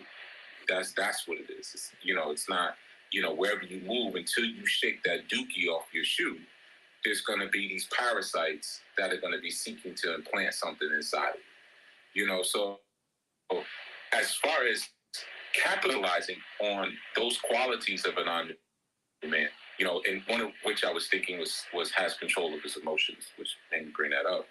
You know, really being able to have control of your emotions and re-establishing your peace in that sense is being able to shake that debris from you and really asking yourself, you know, if I was rejected, if that was the case, why was I rejected? How do I get these injurious, or what you might even call negative emotions, off of my feet, and the jewel is, how can I leave each situation I'm in? Like when he's like, leave the house or leave that city or leave the relationship. You can implant whatever you want there. How can I leave that situation with clear understanding? Let's say I was at a job, the job did me dirty, then fired, right? How can I walk out of that job with clear understanding and shake the debris from my feet? Whether it's in the parking lot or it's downstairs in the lobby, whatever it is, we're of course symbolically speaking, but how do I shake that? Because if I don't shake that debris off of me, I can never really take control or take hold of that quality of being emotionally or having control of my emotions and what I send out. And what happens is that I'm always going to attract those same kind of mosquitoes or those same sort of flies to me because that debris is on my feet, But in understanding that, even once I clean that, now we're going back to the bull idea. Like I said, you might be running with the bulls, but I'm going to run with you if I want hamburger, So the thing is, if I am cleaned up, then I am very attractive to a person who is not clean up. And it doesn't matter, like, if I lose weight, if I cut my beard or my hair a certain way or whatever, the soul is attractive. And once the soul is attractive, there are better doors that open in our lives, and there are better relationships that happen. But also, there's always those flies who want to see if they can come back around for a minute, see if I can go through this door with you. So I would just say that we're in a time right now where, like, shaking that debris, part of that is shaking that egoic need that we may have to convince people of anything. Like I said, it's not the season of convincing anymore. So there's been so much free information for development that's been put forth. I mean, you could go into a library, even if you didn't go online, and imagine what you have access to. You have access for free to the works of Buddha, to the works of Confucius, to the Vedics, to the works of Christos. You have access. Shoot, you could get the Satanic Bible. Like, you can get any teaching in the world that you want right now.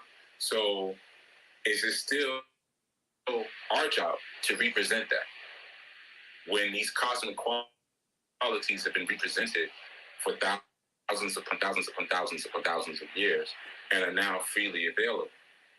So I would say your teaching and your understanding has to go into, how do I now secure what it is that I've been able to build? How do I cook my food and make sure no one can smell it? So forth and so on. How do I make sure that I'm not attractive to looters and I'm able to protect what it is that I've been blessed to have? What way might an attack come? How do I defend that and or isolate myself in a way where that goes, so where few attackers can come or be successful? Simple things like, this is a real thing, but it all has a metaphorical kind of association to it. Does everybody have a first aid kit? Does everybody have survival equipment? Does everybody have a change of clothes pack somewhere, food and water, ammo, spare magazines? Does everybody own a cleaning kit for their weapons? So I mean, it just goes on and on, but our body of information changes at this point, because there are hunters who are out there because of the state of the world. I got some Neosporin and some Band-Aid. Man, you might end up being a looter. You might need to go loot your neighbor. Man, it started even making me think of, or a couple things of, even like when we read the story with Moses and how everybody's leaving, like they wanted to hang, like there was some pissed off people walking across there, right? Which not necessarily able to run, but they're here. Now it's like there's a decision that has to be made eventually. It's like, I can't keep this energy around me. I can't. Y'all ain't gonna make it, man. Y'all are just bringing us down. Y'all are looters in a sense. You're only just here to take. And it started making me even think of just shaking that dust off and maybe go back to the show that was done on forgiveness and just a matter of, one putting their attention towards the things that they don't want. Yet they're saying they want something, but all their attention goes almost. You're seeing when people start talking about how all men are dogs or women ain't sugar, honey, iced tea, and all of this, and start talking about all of the things that they're doing wrong, but still saying that they want a real man or a real woman, or they want all of these things in their life, but yet all of the attention is just going off the messed up things. And the example that was given in the forgiveness shows like it's like saying that I want to live, but at the same time drinking antifreeze. You can't say one thing, but then all your attention though is going to how you are killing yourself, or not wanting to shake that dust off, or not wanting to shake some of the old habits that maybe one has had. And instead of dissolving that and building a new, I'm still going to hold on to that, and I'm still going to keep my attention onto that. Well, what do you now think is going to happen? What do you think? Well, think about this, brother. Who has ever gotten anything by saying that they want that thing? Right. Nobody gets anything like that. People who get things and do things, like I always tell you, the best plane is a quiet plane. You know what I'm saying? I have friends since we were children playing with Matchbox cars, was telling me what kind of car they want when they grow up. And now the old gray-haired men still talking about what car they want, because they've been wanting all their lives. So the universe responds with the equal frequency and balanced vibration. If you say you want, I'm gonna establish a paradigm where you will want. You know what I'm saying? So anybody saying I want a good man or I want a good woman, you ain't never gonna get one. So just chill out. Just pick up a hobby, man. Like work out. You know what I'm saying? Get into gaming systems or something, because you're toast. You know what I'm saying? People who do things and make things happen never say they want them, because who are you saying that to? It's an obnoxious demand. It's like I've checked my children on that before. You come into the house talking about I'm hot. So what? What you telling me for? You know what I'm saying? Like they got checked on that. You know what I'm saying? You come in here talking about you hot. So what? You know what I'm saying? Got nothing to do with me.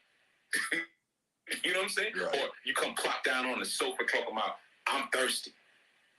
Well, there's pickets all around the house. There's a hose outside.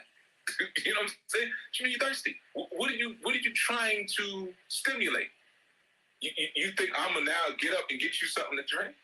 Only thing I'm gonna get up is go and get my belt. That's the only thing that's getting ready to happen. You know what I'm saying? Right.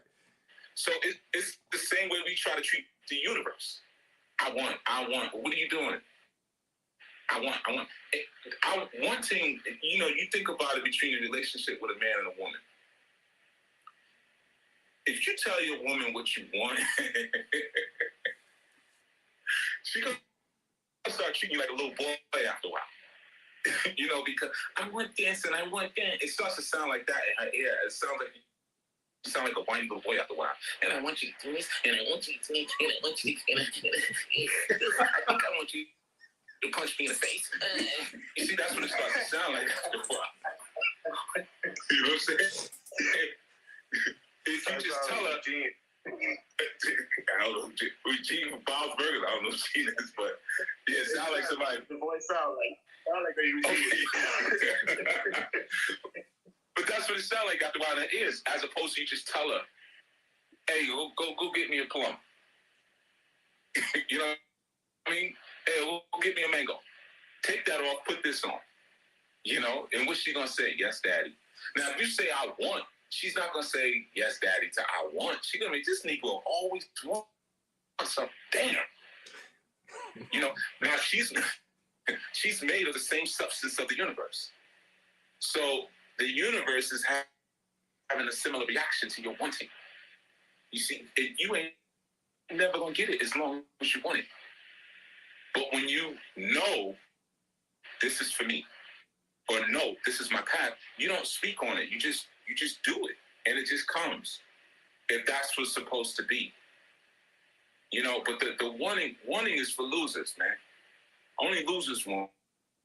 Only losers sit there and want all the time, and only losers sit there and think all the time. That's low order loser vibration.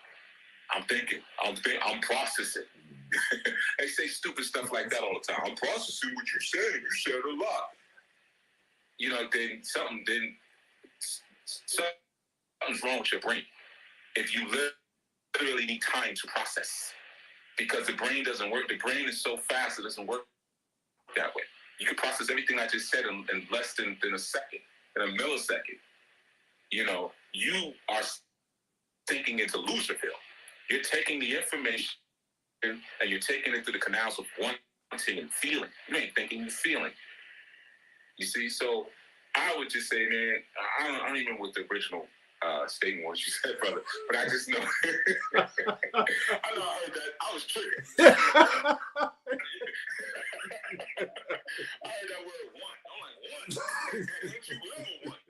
No, down. You know, I mean, that's how I grew up, man. My pops, somebody was asking me about that the other day. It was like, I never asked my father for anything coming up. Ever. You just knew, don't ask him for nothing. It's not going to turn out the way you think it's going to turn out. You know, I think I might have shared that once. I had a cousin who slept over once, and it was like, my mother wasn't there, and it was time for breakfast. And he was like, yeah, I'm going to ask Uncle what's up. I was like, don't go knock on this door, man. You know, my father used to be out all night, you know, playing in clubs and stuff like that. I was like, don't knock on the door, man. He's like, but I'm hungry. I'm like, yeah, we all hungry. That's just what it is. You know, like, and this dummy goes and knocks on the door, and I just hear my pops going off on him. You know, all you want to do is eat. You know, now mind you, it's like 11 o'clock. You're supposed to, like, with children, you're supposed to have fed us already. You know what I'm saying? All right, we hungry, but we knew, like, nah, man, you got to put some of your dinner in a little napkin, bandana, and take that to your room from last night, so that way in the next day you have something to eat when you wake up. Because if mommy ain't around, you ain't eating. You know what I'm saying? So that's the thing. I knew, man, don't be wanting nothing. Don't want nothing. You know what I mean? If you have something that you know you're supposed to have, go get it. Period. You know what I mean? So, you know, and I know somebody look at that like, dude, that's harsh. And yeah, that's why Dwayne Wade used to have a son. Oh, man.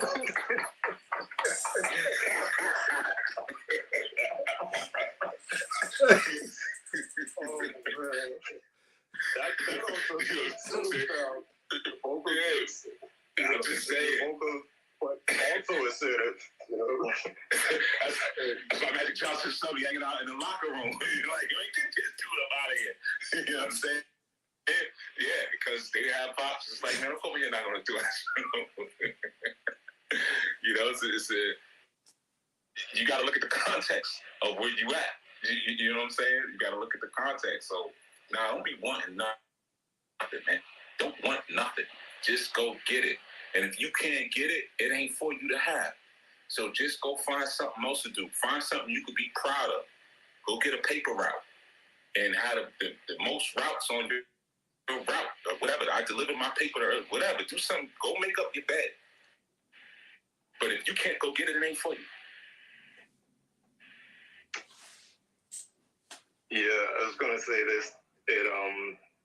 It speaks to having all of those required qualities too, not just some of them. Because you could be vocal talking about what you want, but that assertiveness is what has that go get it or being directed or self-managed. You know, it's not enough to just have one of them or think you have one of them, because all of these work together. Like all of these balance each other out. Like how can you be self-directed or self-managed if you're not in control of your own emotions? You know, or how could you be filled with the spirit of the highest God if you're not honorable? So these all balance each other out too. It's not just trying or thinking you are one of them.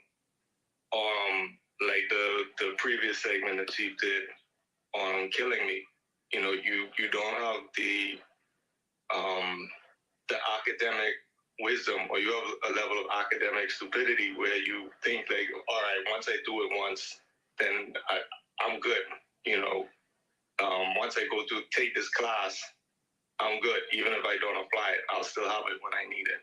But you have to keep yourself sharp too. So to Brother Zach's point, you know, you keep saying you want something, but you're doing the opposite of what you want, or you don't want someone to you're saying you don't want this, but all you're thinking about is the same thing that you don't want.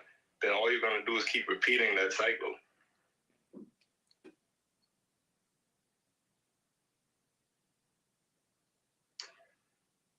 All right. So even when y'all were just speaking, it made me even look at, you know, consider King Solomon. It's right in here. It says, who asked for wisdom and received great wealth. He didn't ask for, I'm not going after women. I'm not going after wealth. I'm not going after all of these earthly things that people say. I'm going after something else. And then all of these things makes me even think of Matthew 6:33, where seek ye first the kingdom of Yah and his righteousness, and all these things will be added unto you. So even when you were just speaking, Master Menelik, of these things work together. Things work hand in hand. So now it's like, hold on, man. Some of these things that maybe these pursuits, maybe I have coupled myself, or I have now, you know, signed a contract with something that I shouldn't really even be pursuing at this particular time. I shouldn't even be going to, oh yeah, because then now if I don't have these certain required qualities where I'm now, they're all working together, then I might find myself in situations that now all of a sudden I'm looking to, hey, I did one of these things where I went and got. Well, should you even have been over there? You know, because it's always right at your doorstep. Are you now deciphering and know have the discernment to say this is where I should be and this is where I shouldn't be? Did you erect that temple properly? Did you get what you needed to get when you was there in Anu or wherever the case may be? Did you do what was required of you? So you can move, erect, and stand on your square, or you know what? Oh yeah, now I heard Chief just say, I'm gonna go get it. I'm gonna get this, I'm gonna get this. Should you have that? Did you get wisdom? Did you pursue that as much as you trying to pursue high? And you trying to lay up in somebody's yogurt box, or did you pursue that as hard as you tried to pursue? It's hard. Did you pursue that as much as you try to pursue every other thing in your life? Because ultimately, what is actually adding value to your life? What, and if there was something that we spoke about, I think it was, I don't know what show it was, but it was saying, does consciousness start just when you're born out of a womb, or did it begin before that? And if it began before that, then what is going to be with you when you transition? Then it starts to tell one what one should now start to pursue and which one should now start to value. You get beyond all of these things of the way of the world of saying that, you know what, this is what you should have, this is what you should have, this is what you should pursue, and all of that. Did you get these required qualities? Did you start to really understand them? I mean, Brother Darian. Oh, sorry, Chief. Yeah, no, I was just gonna say one thing that people should be aware of is that when you reference Solomon and you reference wisdom, you're literally referencing the opposite of I'm gonna go get mine, like I'm gonna go get it mentality. Solomon and him asking for wisdom, what he basically, because in order to receive wisdom, you have to be stripped of your sense of I or your sense of me. That goes back to the podcast I did on killing me. Mm-hmm. Right? So that is the beginning. Like when it says the fear of the Most High is the beginning of wisdom, but a fool despises knowledge and instruction. You know, the thing about it is that in order to properly receive wisdom, I have to be removed out of the way. So wisdom isn't something that I necessarily have to pursue, but rather I have to receive. So that would be the distinct difference, because you have worldly wisdom. Worldly wisdom is pursued, and worldly wisdom is like my ability to use knowledge to affect worldly things, if you will. But divine wisdom is a wisdom that comes from letting go and removing, myself, because my concept of self has these very, very limiting beliefs, if you will. So when I can let go of my concept of self, and I can kind of attain that consciousness of divine understanding or divine wisdom, then there is a different kind of how can I put it? There's a different kind of being that's waiting at the door of my soul. So that goes back to the at the door piece again, if you will. But the wisdom is like one of your early, not examples, but one of your early understandings is looking at the baby Yahushua, where it's like the wise men came from the east and they brought the gold, the frankincense, and myrrh, and those are all things that are inner resources or inner things that can be tapped into for a child to have, but they were already there and stored up. They were already there inside the soul. So the thing is, when I petition for wisdom or I affirm for wisdom, all I'm really saying is like, my pops knew something, his pops knew something, my mom's knew something, her mom's knew something. We could go all the way back to the beginning to when we didn't even have physical bodies, and or go back to the Atlantis and Lemuria days. But all of these people knew something. I want to know what they knew, because wisdom is opening up ancestral divine understanding. But in order for me, because wisdom itself, just like when they brought those gifts to Yeshua, that was his inheritance. So when I'm receiving wisdom, I'm receiving my blood inheritance. So it takes you back. It's almost like being able to time travel. That's almost like what you asked for. Let me be able to time travel, go all the way back to the beginning, before Adam and Eve, before that whole debacle. Let me go back even before that, when y'all first landed on this planet, and let me see what's what with that. And then that's why he became so rich and he has so many wives, because his inheritance, he said, open up my inheritance. That's really what it is. So it's really more of a receiving than a go-getting, just as an example. Yeah, and humility.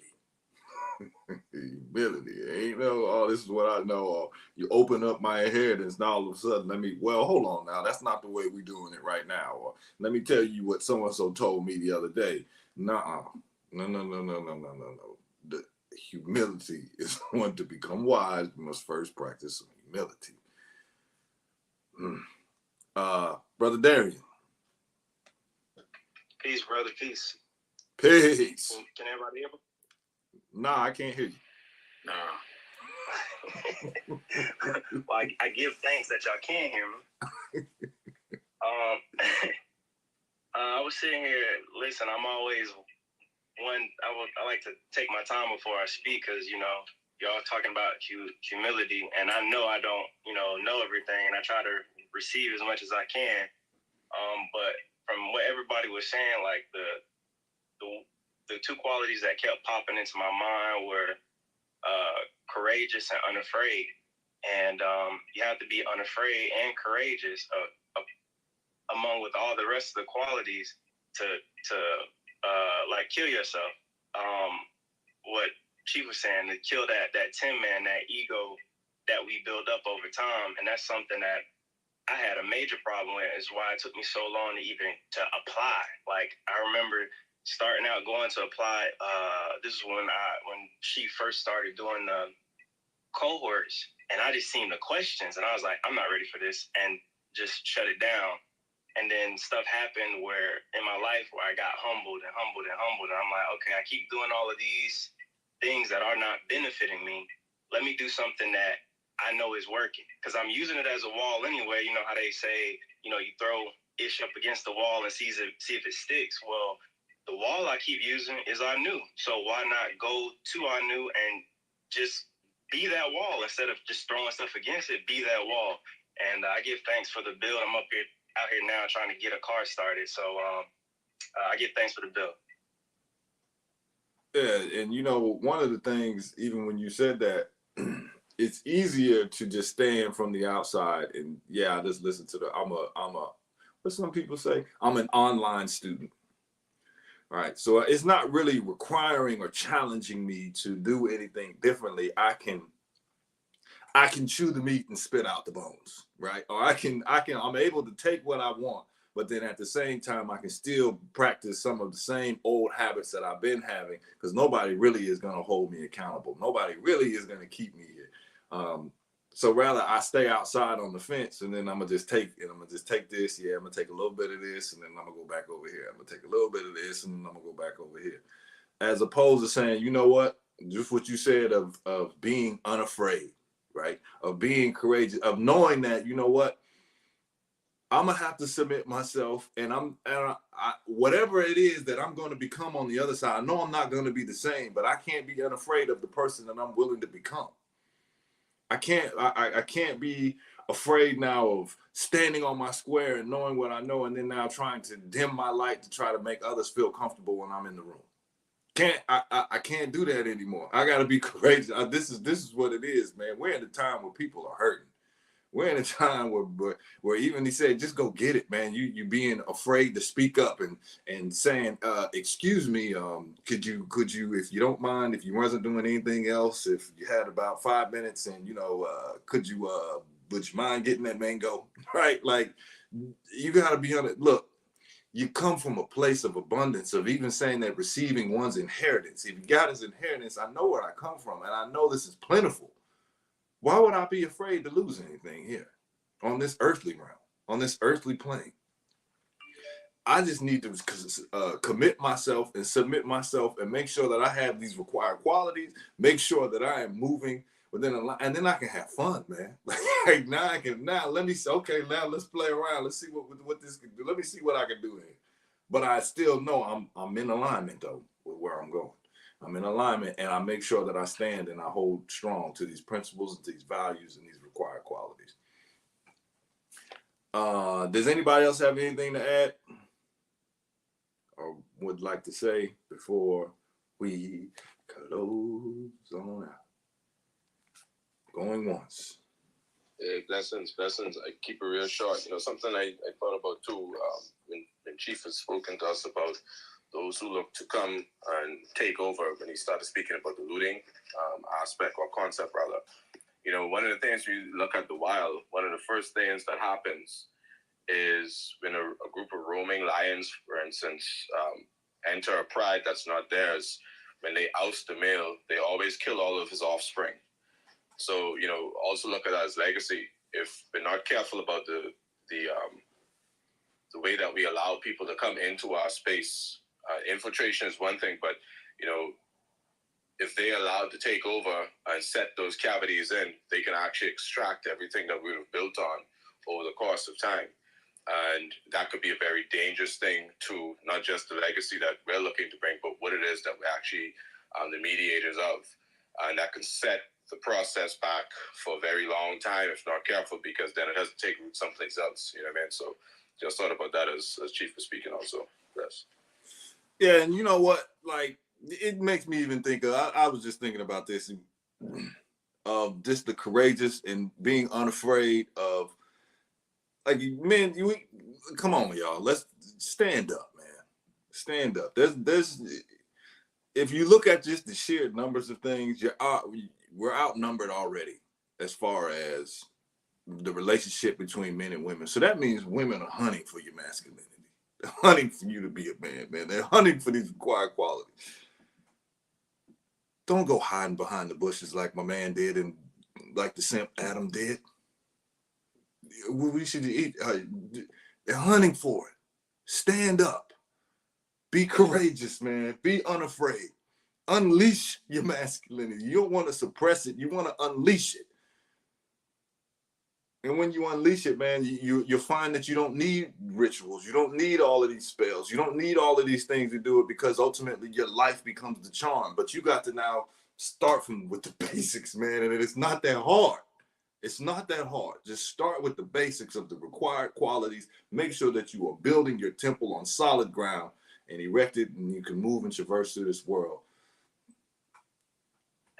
Last point. And the required quality to be filled with the spirit of God, of the Most High. You know, when I think about that, when you spoke about standing up on principles, I think about David, because the first thing that David said when he didn't identify Goliath as a giant, he didn't identify him as the person who was taunting the army. He said, "Who is this uncircumcised Philistine that's actually throwing taunts at our God?" When you think about principles and what it is that we actually stand on, our foundation, which is our principles, you know, things take a different shape and perspective for you, and you become much more powerful than actually give yourself credit to. You know, David, like Chief pointed out to us in some of our studies some months back, said David was being prepared for a long time. So we look at the preparation that we've been going through. You know, he was killing bears, he was killing lions, he was working that sling. You know, so yeah, man, be filled with the Spirit. Yo, I just wanted to throw out there too, you know, just in the sense of like that the concept of people coming to take over, right? I personally don't have an issue with that, to be honest with you, because I think that there comes a time where someone does have to do that. But the thing is, it's like you can't be subpar and think that you're gonna just take over because you haven't spent enough time studying the people who you're speaking to. Like, you know, if you can't get through my little mans, you ain't gonna get through me. You know what I'm saying? So that's not gonna happen. I mean, I remember there was a time when a brother tried to come in and do that, and I sent you, Brother Zach, and another brother to go speak to him, and y'all came back was like, yo, he's completely whack. Like, you know, and he, of course, didn't realize that, because when you're full of yourself, you don't realize, like, people can see through you. You know, but, like, if you can't get through my students, you can't take this over. You know, but I look for the day. You know, there was an old song back in the day, I guess I call it old now, but "Be a Father to Your Child," LOG and the Bulldogs. And there's a line that he says in the song, he says, "But if the brother man can do it better than you can, let him. Don't sweat him, dude." And he basically talking about simp and stepfathers. But the thing is, I mean, like, you know, it's call it what it is. You know, but the thing is, it's like, yeah, if someone comes in and it's like, yo, Chief, what you're doing is antiquated, and this is where things are going, and this is where things should be, yada yada yada. I'm all about, well, fight me for the throne. You know, which is the reason I always, even before the movie, I always loved Black Panther. You know, as you know, the MCU character, because unlike other mutants or X-Men or whatever, they got bit by spiders and stuff. You know what I mean? Like, or just ran into an accident and got gamma waves all over their body. You know, they didn't really do anything to get their powers. But like, what I always appreciated about like T'Challa, his whole civilization is like, you got to fight for the throne, and then even after you get the throne, you still got to keep fighting. You know, to prove that this is yours. You're supposed to have this, because somebody else can come along. You know, that's why the movie was so stupid. I mean, I know it's blasphemous. Like I said, you're not supposed to say it was a bad movie, but it wasn't really a good one. Yeah, you know, there was a reason why everybody was still feeling Killmonger at the end of the movie. Like, oh, like, you know why you like him, because he won the throne fair and squares, you know. But the point I'm saying is that, yeah, coming in and take over is perfectly fine, man, but just make sure that you study what it is that you're seeking to grab. You know, because you got a lot of people in our new, you got a lot of children, you got elders, You know, then I have satellite people who hang off the edge. They hear, but they're not really here because maybe they went through some kind of personal tragedy or whatever, and or they got a lot going on. But they support. This is way bigger than just the people you see on Clubhouse or YouTube or whatever. And it's not just about, well, if I'm the leader, I get to tell everybody what to do. No, it's about you don't get any days off. You don't get any vacations. You know everybody's child's name. You know everybody's grandchild's name. You know everybody's situation that you really don't want to know because you're constantly helping everybody with everything. You know, and you don't sleep that much and so forth and so on. And then you have people who come up and try to take your membership. And you have to defend the throne from that. And it's people who come up and do it sneakily. You know, they do it from the side, you know, things like that. And you have to be able to spot that, see the snake coming. Don't let the snake know I see you, because it's into the run, you know, and deal with it. So I would just say, in terms of that sense of taking over, please, you know, that's a part of our culture. You know, the younger has to come at some point and evolve what the older has done. I don't consider myself an alpha man. I consider myself an omega man. So I'm the end. I'm not the beginning. You know, so the things that I do when I knew and these different things, I didn't make up none of this stuff. This is just from me years and years of studying and being around great people and being able to extrapolate the best parts of what I saw them do. You know, and studying and traveling all over the freaking globe, literally, you know, and just studying different cultures. Like, oh, we need some of that, we need some of that, we need some of that. And looking at the world like a menu, you know, but so I didn't start any of this. I didn't create a courtship process. The courtship process has been existing forever, you know, but I'm the end. I tell you, I'm the omega. So that means there has to be an alpha who comes along and carries on what the omega left. That's perfectly fine. But just, you have to be unafraid enough to put your gloves in the ring, put your gloves on and say, yeah, I want what you got. You know, because the moment you do it sneakily, you've already proven that you can't handle this. You know, so that's just something I wanted to throw out there, man. I don't want anybody to think like, and not that you would find that, but it's that, you know, but y'all probably don't know that about my thinking. You know, like, yeah, fight me for it. I'm okay with that. Fight me for it. However you feel that looks, you know, however you feel that looks, fight me for it. You know, and if you show that you're worthy of handling all these different components, because it's not just knowing a bunch of stuff, because we get people who come to our new, I studied with this one, I studied with that one. Okay, cool, that's cool. Me too. I study with all those people too, but I also can fight and fix cars. You got those? No, I ain't got those. All right, well, you want to just be able to read a bunch of books. You know, I can also build a whole cabin out of wood pallets that I find in the back of Home Depot. Can you do that? Nah, no. All right, you know. So you got to kind of study. Well, there's a lot of stuff I got to be able to do. God damn, man. Work on computers. You know what I'm saying? I thought I had to read these books, come in here and say a bunch of smart stuff, you know, and it was mine.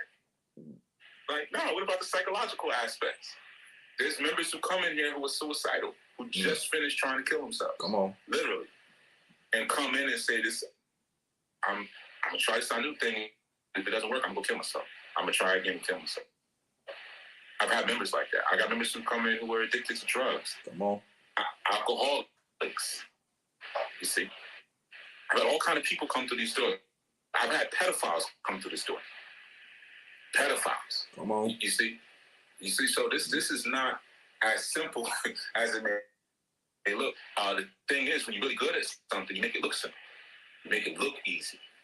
But it ain't easy. You know what I mean? But I charge every person who feels like, man, I could do a better job. Please come on, because maybe you can do a better job. And that would be great. Throw me. You know, I'm perfectly fine with that, because I know that my people are going to get something better. This is not an ego thing, and this is not a monarchy. You know, so yeah, man, I know that was a lot to kind of put out there, especially at the end, but hopefully that maybe plants a seed. They could be a young person listening or get a hold of this at some other stage in time and be like, oh wait, I could go take that.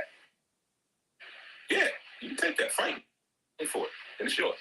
You know, but just know, like I've always told my sons, because we fight a lot, you know, and like as soon as I walk in the door, basically, you know, it's like I got arms around my neck, and you know, they grabbing my legs, trying to take me down. I don't even put my bags down yet.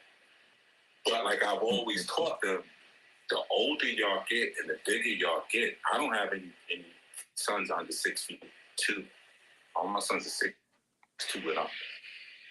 So the older and bigger you get, the more I'm gonna beat you like somebody in the street.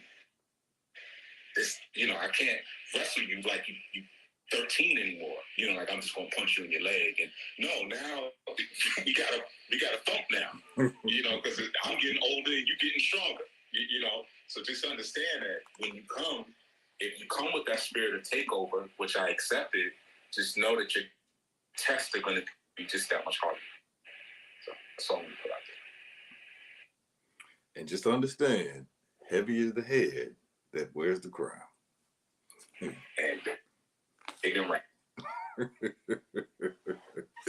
Man. All right, so give thanks for everybody. And I'm not gonna say your name because you were supposed to be in here and you were supposed to be talking and you raised your hand like with 5 minutes left to go in here. Yeah. Right. Okay, yeah, go ahead.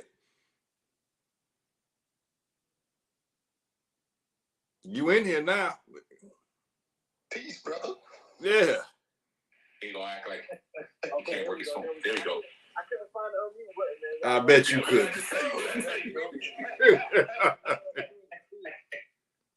But yeah, I had one of the big things, but it was so much, you know, it was so many jokes getting thrown. You know what I'm saying? I was trying to jump in, but I couldn't really, you know. But I wanted to speak on like Brother Zach was talking about courage, and then Chief was speaking on stand up and fighting for it. But I wanted to speak in on like being honorable, like standing on integrity, like being a man of your word. And I heard Albert Cruz speak on principles as well.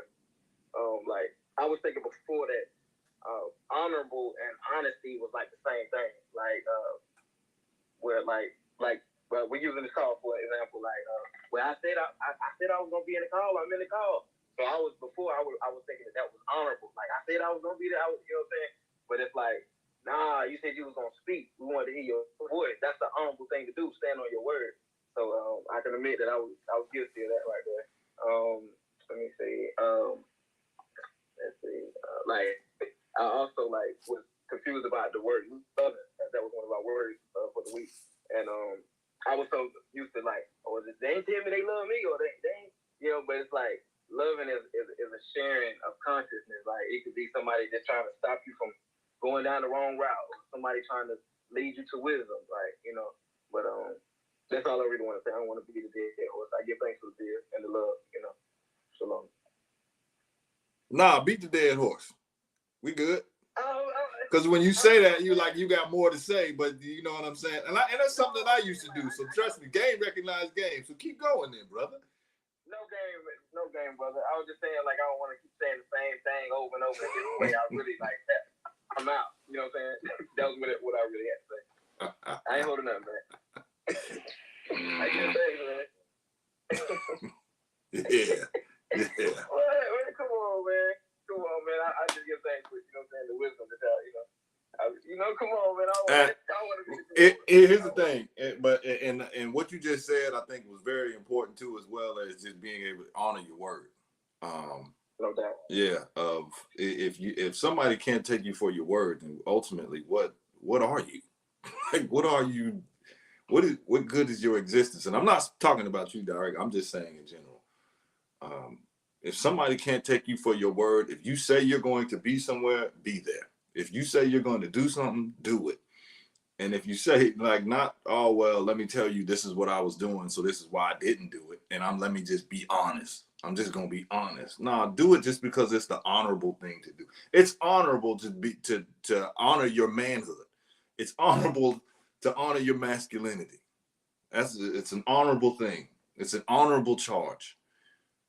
As we look at as many times as I think I've heard Chief say this is, yeah, you look at the sun and how the sun is giving and everybody is there to serve, but it's the biggest servant. What type of light are you giving off, man? And what type of qualities have you built your house on, and what type of principles do you stand on?